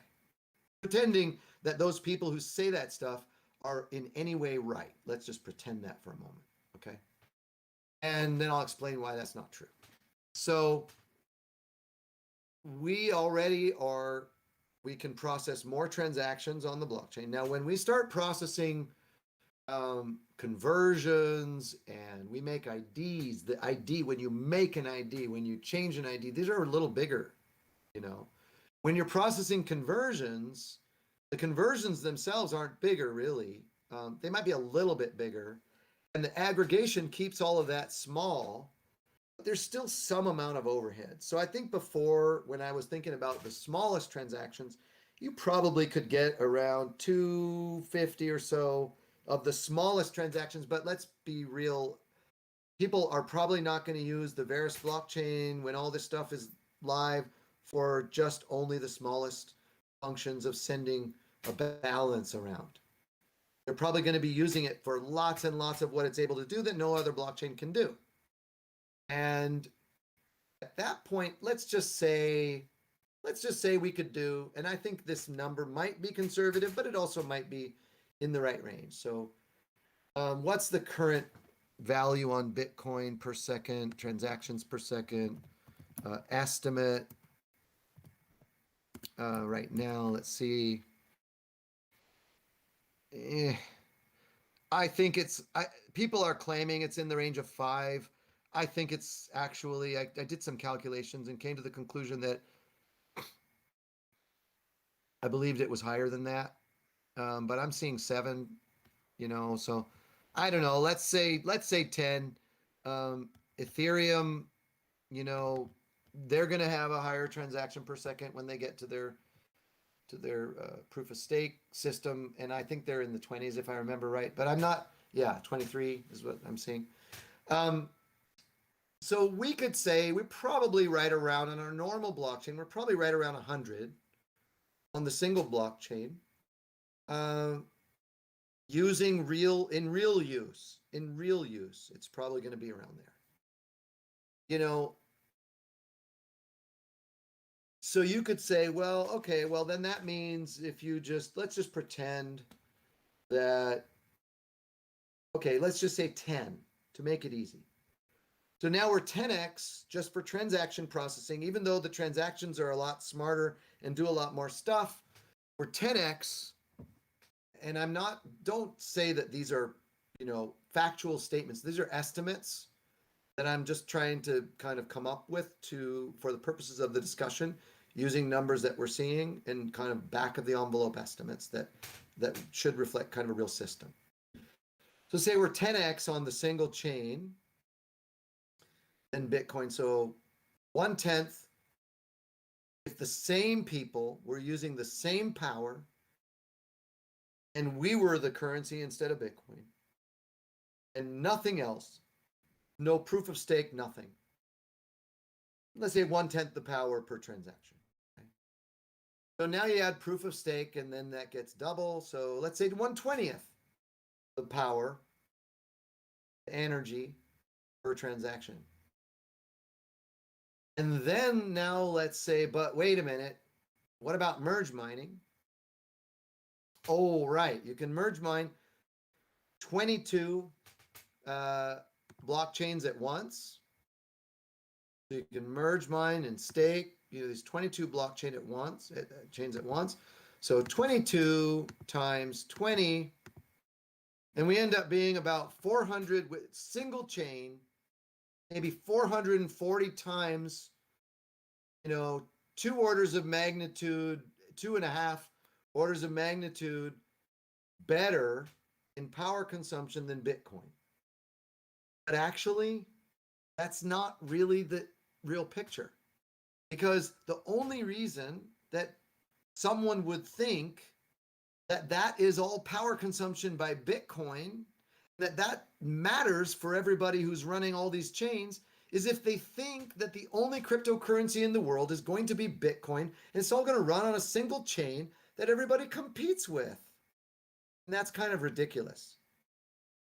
And so I don't care if there are maximalists who think that Bitcoin is going to be the world's currency and it's all going to be just one currency. I'm sorry, you're just wrong. It's not going to happen that way. And people are starting to realize that now. And so let's say you have 1,000 PBAS chains. So let's say you can process on all those PBAS chains 100,000 transactions per second. So you're beating Visa and MasterCard or anybody else in transactions per second right now. But everybody's just doing their own thing with these, their own project chains, their own different things, right? They all communicate with each other, And so you've got all these chains. Now you want to be a miner in this network, and you got 1,000 chains. Okay. So where are you going to put your energy? Which 22 chains are you going to put your energy on? And everybody in the world could have 1 million chains and decide where they're going to put their energy. And guess what? There isn't a direct relationship between energy usage and transaction processing. And the whole thing is just a fallacy for people trying to pump up their coins and market stuff. Or if they think that Bitcoin is the only currency of the future. And so Elon Musk gets to say something that's just as ridiculous as some other things, and the world goes off on a tangent because people don't realize that. So I'm sorry, that's my little rant about that, and kind of a picture of the fact that, yeah, the power won't be a problem. It just won't be a problem.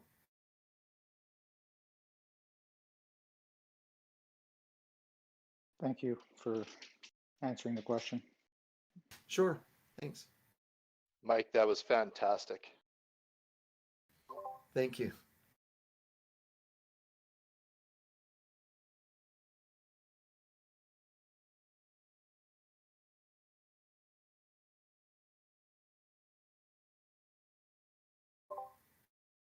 Any other questions, of course?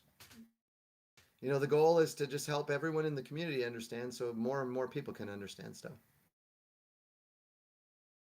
And if I didn't answer the question well on other things, please, you know, let me know.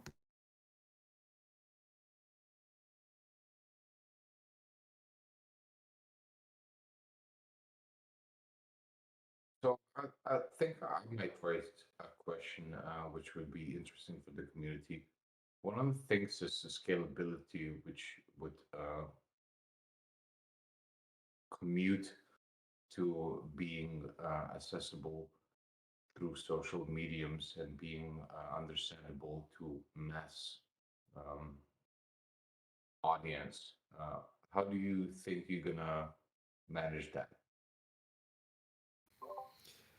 Well, I think a value Verus mobile app that lets people in 145 countries connect to their fiat sources and send worldwide in seconds with currency conversions, that'll all be part of a, you know,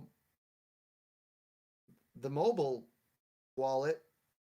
And I suspect that actually might get a lot of people worldwide to use it, whether they understand exactly how it works underneath or not. I think, you know, and I think what you're asking for is we don't have right now all this mass market information. And the truth is, you know, when this application comes out, when this mobile app comes out that allows you to connect to the back end with fiat and everything else, that'll be the time when we really should have a lot of that stuff. And it'll be really a time for onboarding, you know, a lot of new users that might just want to send money around the world. They might like Z Transact because remember, all of these technologies can be done with Z transactions. So the mobile wallet supports Z transactions today. I'm not going to say everything, but like for actually I did say, but I'm going to retract that, because when you go from your wallet to say the Safe Trade application, the fact that he's going through the back end means that you're KYC'd. And so that part won't use private addresses, but any part on the public networks. And even if Safe Trade decides to allow it, and that'll be a business decision for Safe Trade, you would be able to send into the Safe Trade system through Z addresses. So from what you can what use, you so said, with send currency, your source of currency can be a Z address, and your destination for currency can also be a Z address. But what you cannot do yet is you cannot go out of a Z address into a conversion and right back to a Z address. If you're going to do a conversion, you can come out of a Z address, but then you need to come out, you need to go to a T address before you go back to a Z address. understand that. So one of the topics that you actually kind of grasped was interesting for me, which is so the popularization of using the technology without understanding that. Could you maybe give information on that? I don't think I understood the question. I'm sorry. So using blockchain technology without understanding that you're using blockchain technology, which is implemented in the app or dApps. Well, okay. So right now, tell me the app that I can use in the US that would let me convert pretty much any cryptocurrency right now at this moment to dollars and go to the store in like the next 3 minutes and use it.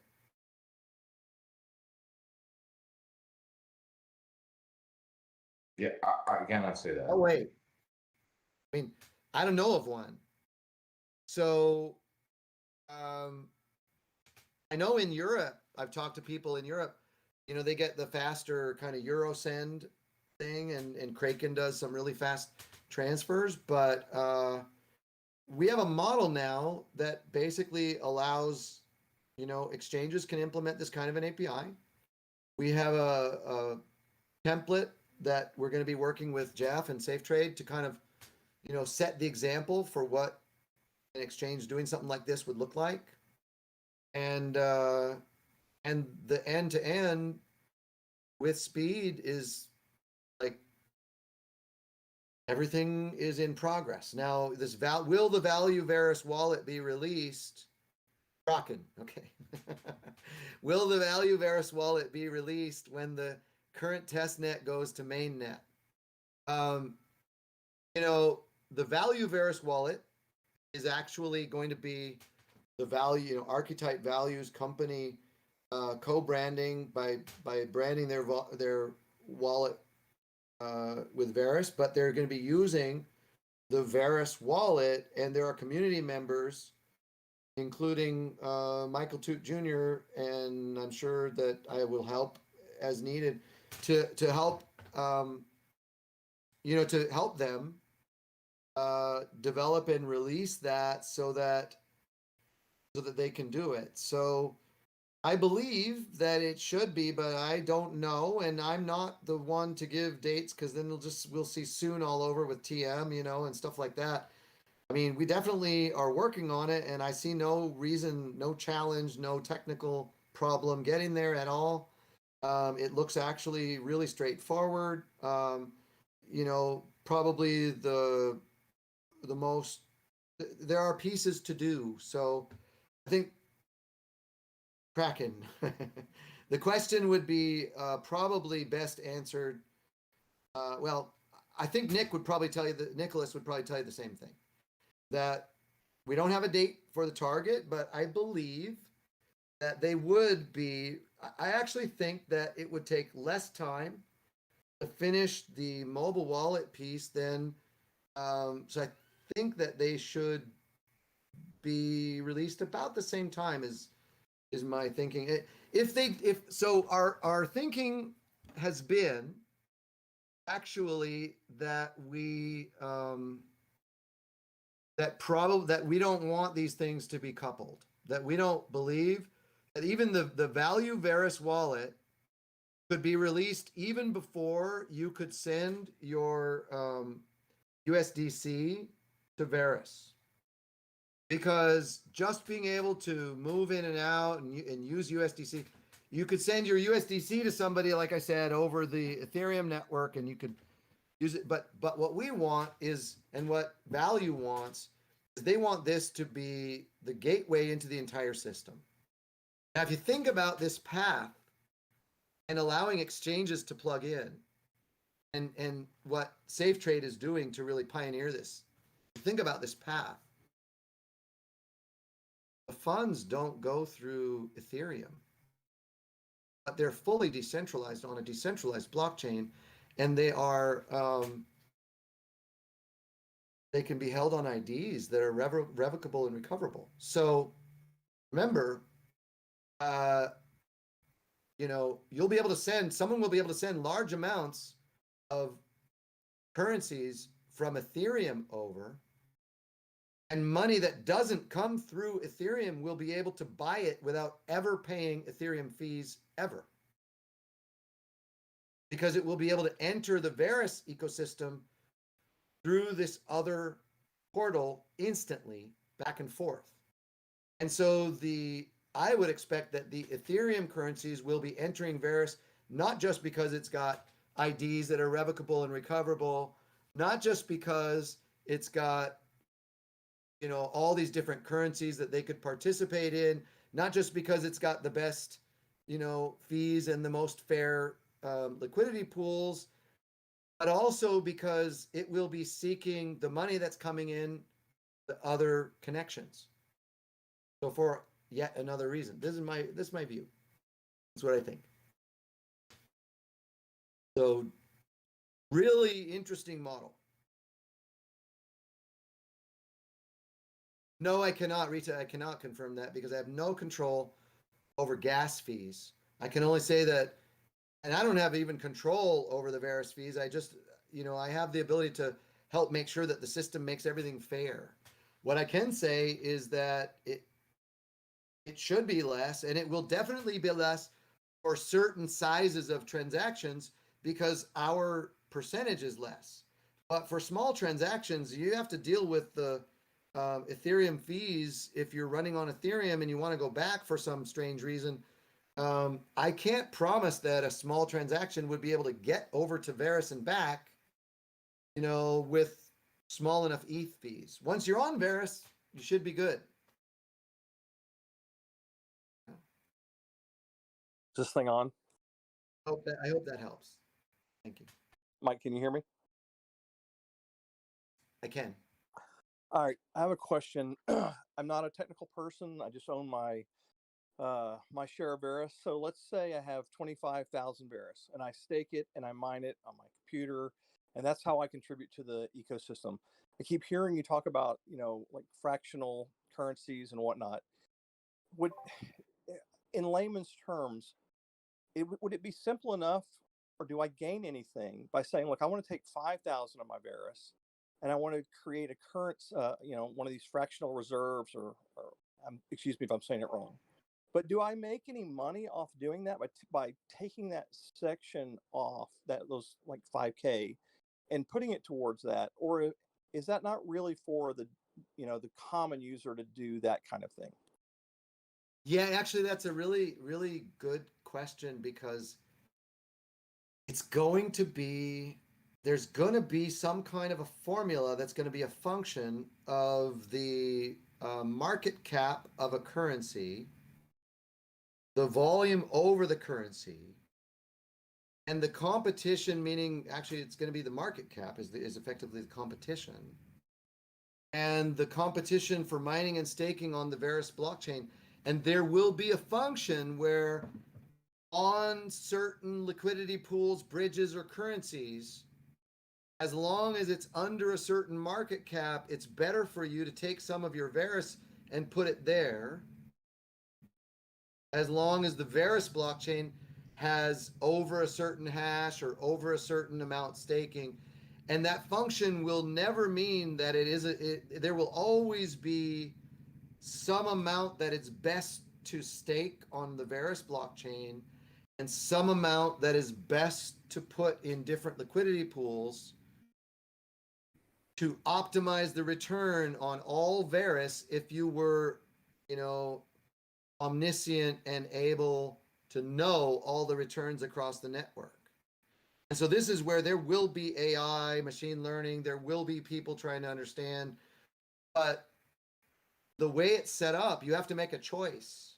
Do you stake with that currency? Do you put that currency into a liquidity pool because you can't stake them?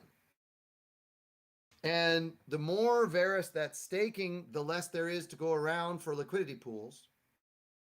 The more there is in liquidity pools, the more your return will be if you're staking. All of the fees will be, all the conversion fees, so all network fees and half of the conversion fees, minus there's going to be some reward for notaries, minus the notaries across the network, which could be thousands because each chain can have their own, will go to the Verus miners and stakers. But if you've got a large number of miners and a large number of stakers, there probably will be liquidity pools that would really be worth putting your Verus into. And it's going to be a dynamic answer. There's not really, it's going to be a function and it's going to change on a regular basis. And you won't lose, you probably will be fine.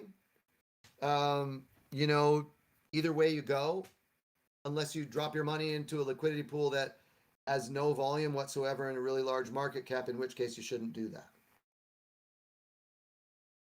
All right, I look forward to having a forum on Discord where people talk about this and break it down? Yeah.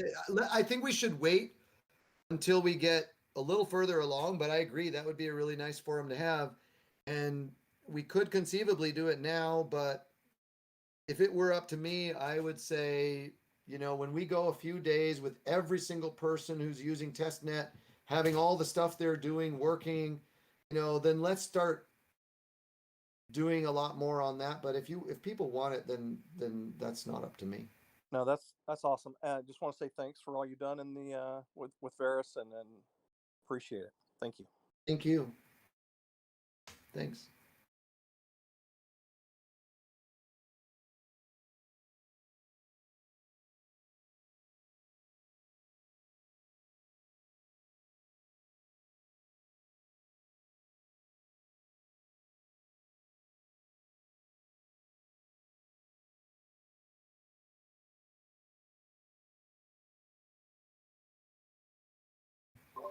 So I think, if we don't have more questions from people, then I think we probably could wrap up, unless there are some, so we could wait just a little bit. Unless also, I guess, Oink or Rozo or Jeff from Safe Trade or Nicholas from Value Archetype want to say anything,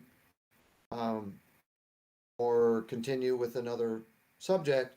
From my perspective, my goal was really, our goal actually was to help people understand a little bit more about value. People have asked about what is value and what is the value launch. And, value, as we talk about kind of value currency, we're referring to this idea that value archetype will create a PBAS chain that will have the ability to, and it'll be launched as one of these, the PBAS chain like they're launched on testnet, but with obviously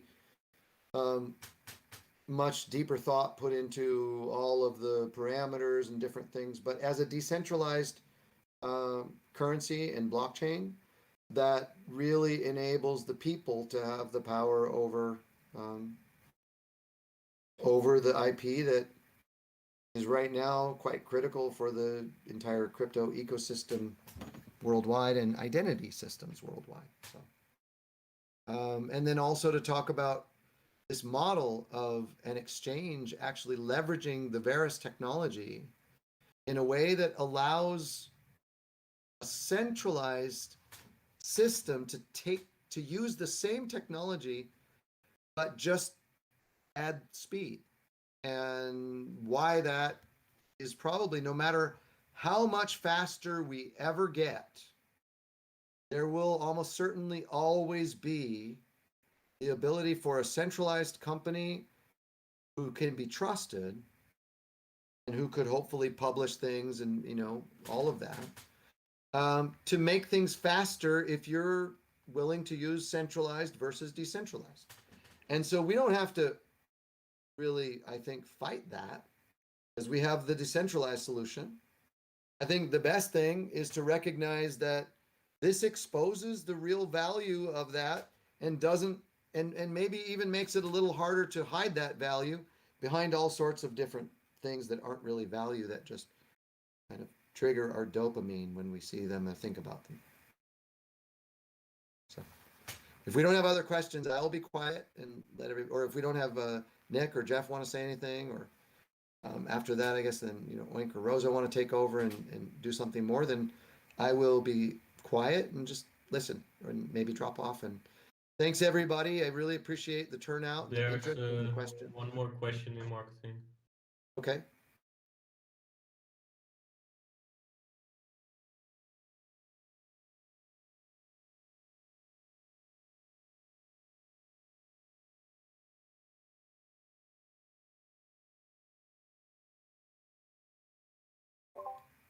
Was there another question? Yeah, I could read it. I think it's this one Rozo posted. Is it say I run a business that offers automated quality control for factories?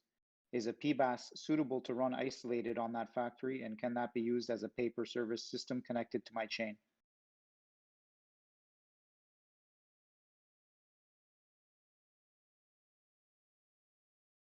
All right, I see it. Let me just read and think for a second.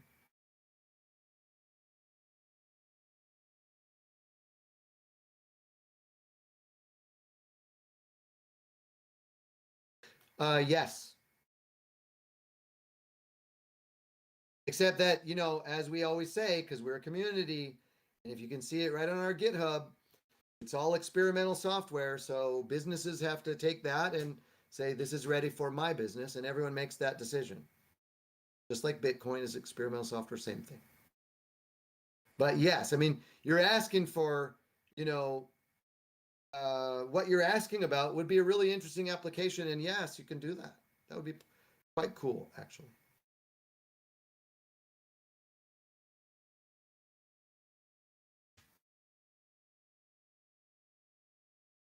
These are questions from YouTube, by the way.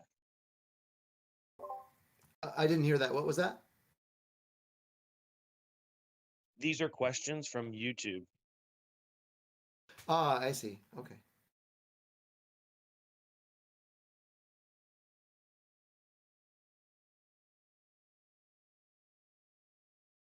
All right. So if we don't have other questions, and again, thanks everybody for showing up. And I will again be silent and then see if other people want to speak up before we close.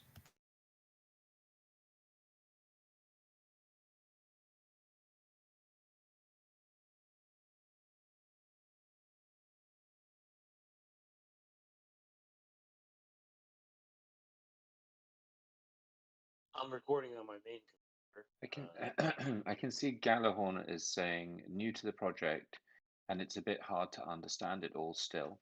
I just wonder, Gallahorn, if anyone's speaking to him or he can type in and hear this, what is it that you're finding it hard to understand? Is it the actual way that this amazing new technology can be applied, or is it the usefulness of it, or what does it replace in some way? What is it that you're not understanding? Because I think that would be helpful for us to be able to explain to you.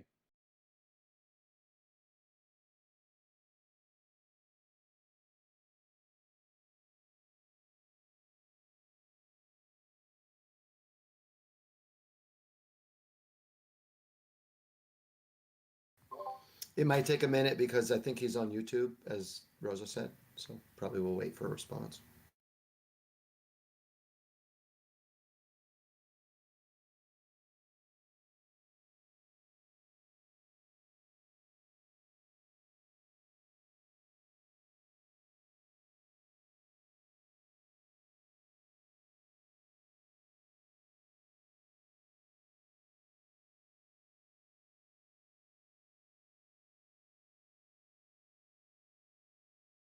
While we're waiting for that, Jeff from Safecoin, did you have anything that you wanted to bring up or mention or cover?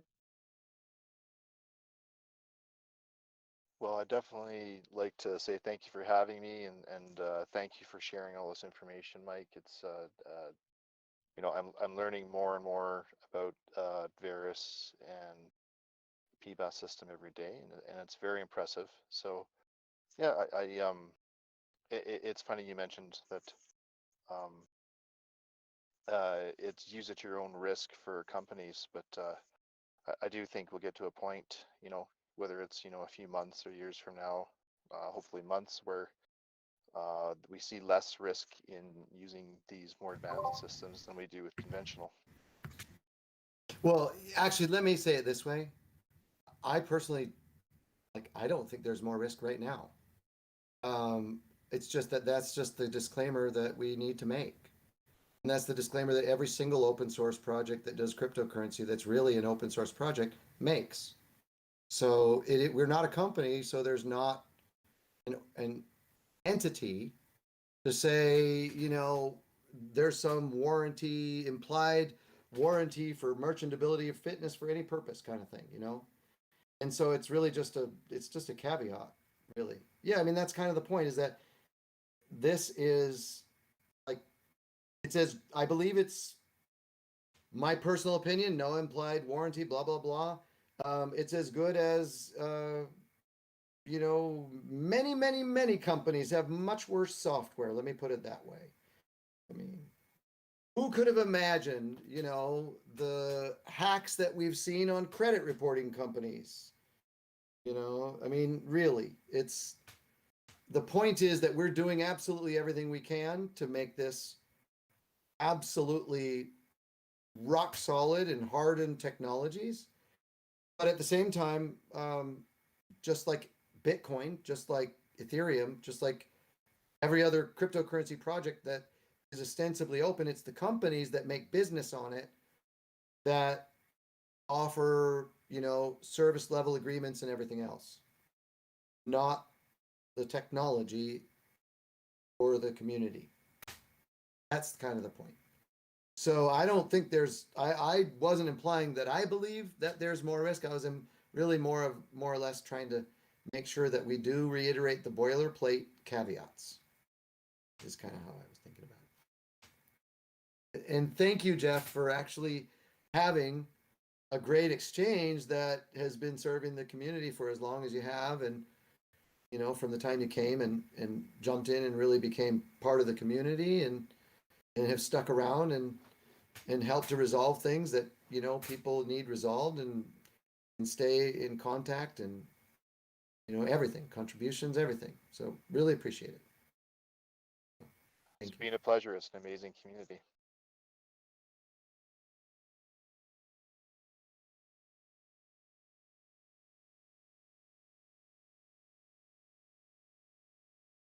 Well, if we're getting close to closing this up, I'd like to remind Mike that the May 21st is coming up. Oink pointed that out. I don't want to take credit for it. Which is our 3rd year birthday. That's right. It's 3 days from now. Wow. I didn't even thank you because I actually, just like my own birthday, sometimes it just goes by me. People have to remind me. Let's see. There is another question I see though. And this is a question of what kind of a person should someone hire to build a platform to work on Verus? Type of program are they looking for that could interact with the network, and what's the learning curve of the backend code needed for that? You know, it really, really, really depends so much on what the actual business or application is. It's just so dependent on that. You look at the example we gave just now for, you know, an exchange like Jeff. I mean, he could pretty much almost use any language he wanted to build that system and call the APIs on the blockchain. He wouldn't need to use, you know, C++ or he wouldn't need to, he definitely wouldn't be writing it in Solidity. He could use C++, he could use JavaScript, he could use Rust, he could use anything because he's actually just using the APIs, and that's a kind of a business that somebody could make. And so that kind of programmer could be many different kinds of programmers. If somebody wanted to make a system that had, you know, some set of capabilities, then they wouldn't need programmers at all. And there are a lot of capabilities they could make that wouldn't need programmers. And if they wanted to make some set of capabilities that is, say, another set that doesn't seem that much like more amazing, but just different, maybe they would need programmers to make modifications in the consensus algorithm, in which case they're going to need, you know, really good C++ and other language programmers who can kind of really understand and solve problems quickly. So it completely varies. It really varies. It's totally dependent, as with almost any software project, on what it is you're trying to get done. And it's always, I think, a good idea to hire people who can who are open to learning different things and who can definitely show some real talent in any specific development environment that's relevant. And aside from that, it probably depends on who the person is, their commitment, their interests, and, you know, all the basic stuff that it normally depends on, and then what the actual application or platform is. And you say platform, I immediately think somebody should know C++, and Rust is becoming more popular, but it just so much varies. If you wanted to do AI and machine learning, probably you're going to just care that the person knows Python and can use the latest machine learning libraries. It's hard to answer that question a little bit without knowing what the thing is that you're actually wanting to build. There might be things like, yeah, so sorry. Go ahead. Yeah, no, I think you answered it quite well by saying it's application specific, right? Because there's two different paths you can go down. You can get an integration expert, or you can get an expert in the application you're building. And I think you said it well by saying you really want an expert in the application you're building, because integration's not that hard. You don't want to go down a closed source path of a TIBCO expert trying to build a monstrosity out of the integration. You want an expert in your application, and the actual integration into Verus is quite simple.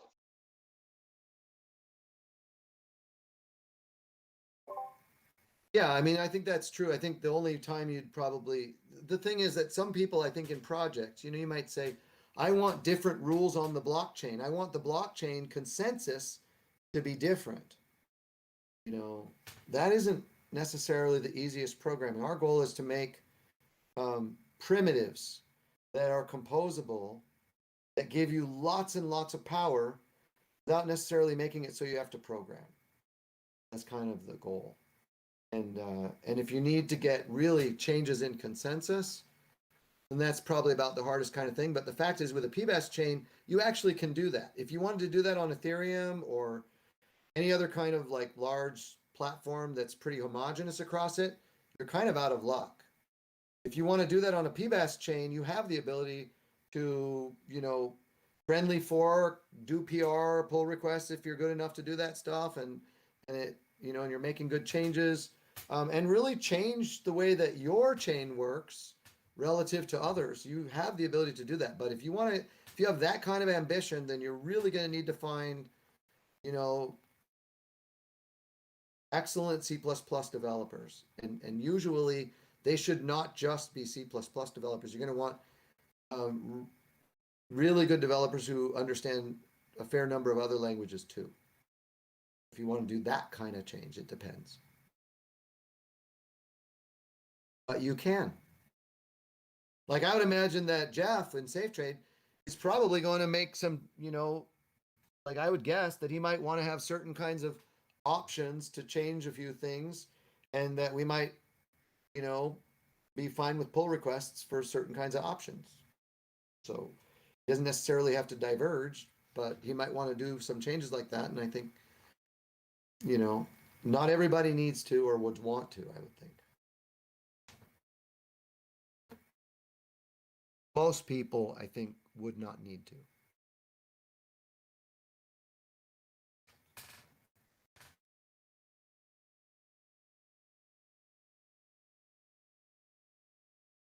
Another interesting thing I'm thinking about as you guys have been talking, and maybe you can elaborate. You did say that there's going to be KYC built into the value wallet.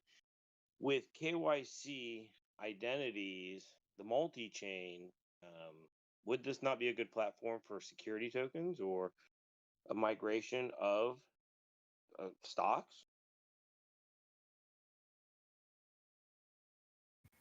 So the technology certainly would allow it. I usually stay out of things that have to do with kind of a focus on regulated operations and assets, because I could see no reason whatsoever that entities wouldn't do that. I think that they would and can and will. But because we're the community and kind of everything we do is open, and we don't have the entities that do that, yeah, they can. They probably will, and it would be a great platform for that. But I can't say for sure. I think that archetype and value, and not trying to speak for you, Nick, Yeah. but just to make the comment that I guess you probably might end up having partners, business partners, or people who would go that direction is probably fairly visible to see that that would eventually be part of the direction people would go at some point, right? But I don't know. Yes, yes. I think it's worth noting in my own background that I've floated some 500 companies and raised hundreds, well, almost $100 billion for corporations in my past, and that's sort of what gave me the understanding of what would be necessary if you were to create a new form of value.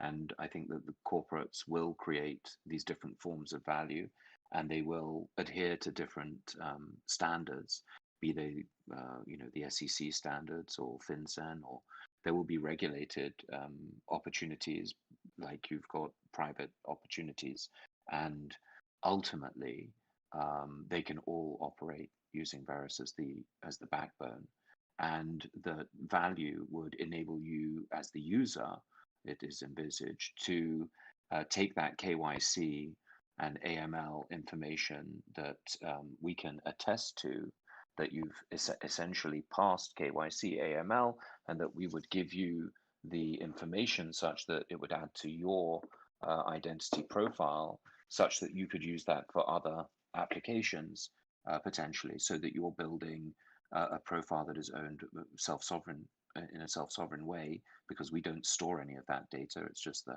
hashes that exist.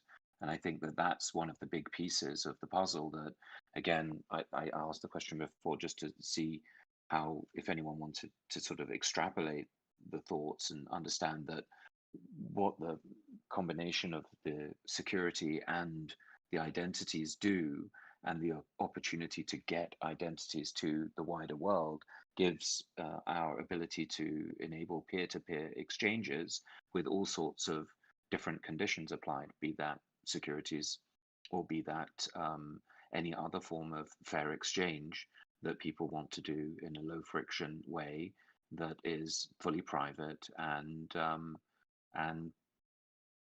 fast. So yeah, we will be enabling as far as possible people to utilize the information that they acquire through engaging with the centralized world to their benefit in every way, shape, and form.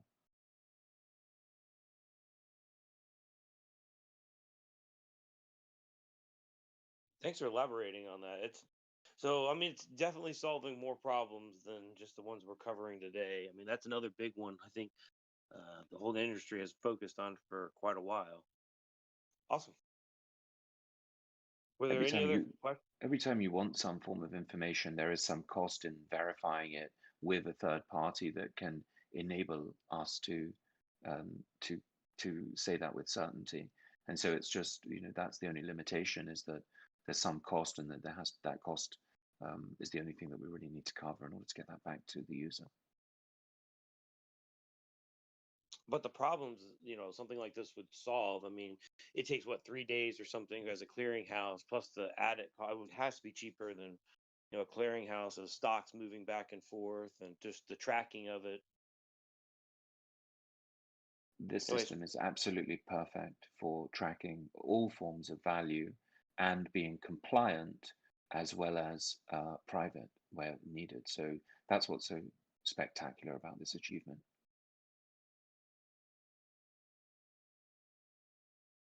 Yeah, it's another great achievement, I believe, and lurking in the background that could be used. Awesome.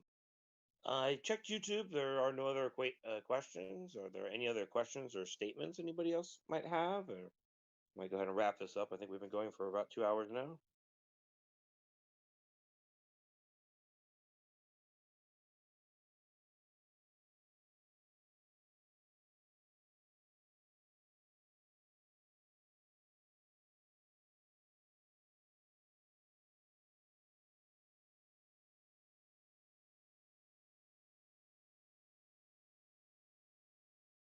All right. Well, I'd like to thank everybody for coming, and we really appreciate your time today. And make sure to look out in social media for the content. We'll be breaking this into smaller pieces and releasing this as well, and you guys make sure to share it and help teach the other broader community about Verus and what's going on here.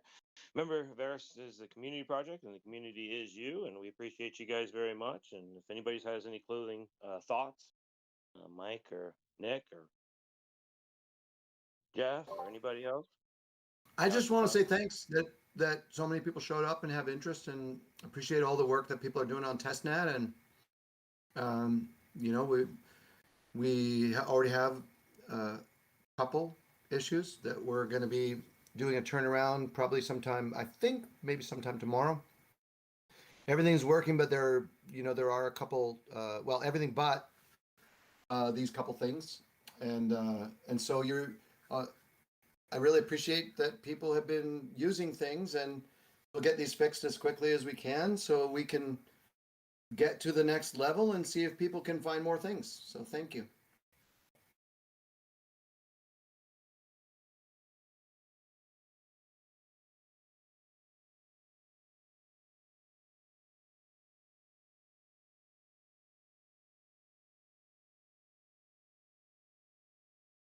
Well, thanks again, everybody. We appreciate your time today, and have a good evening or day, where you are. See you guys.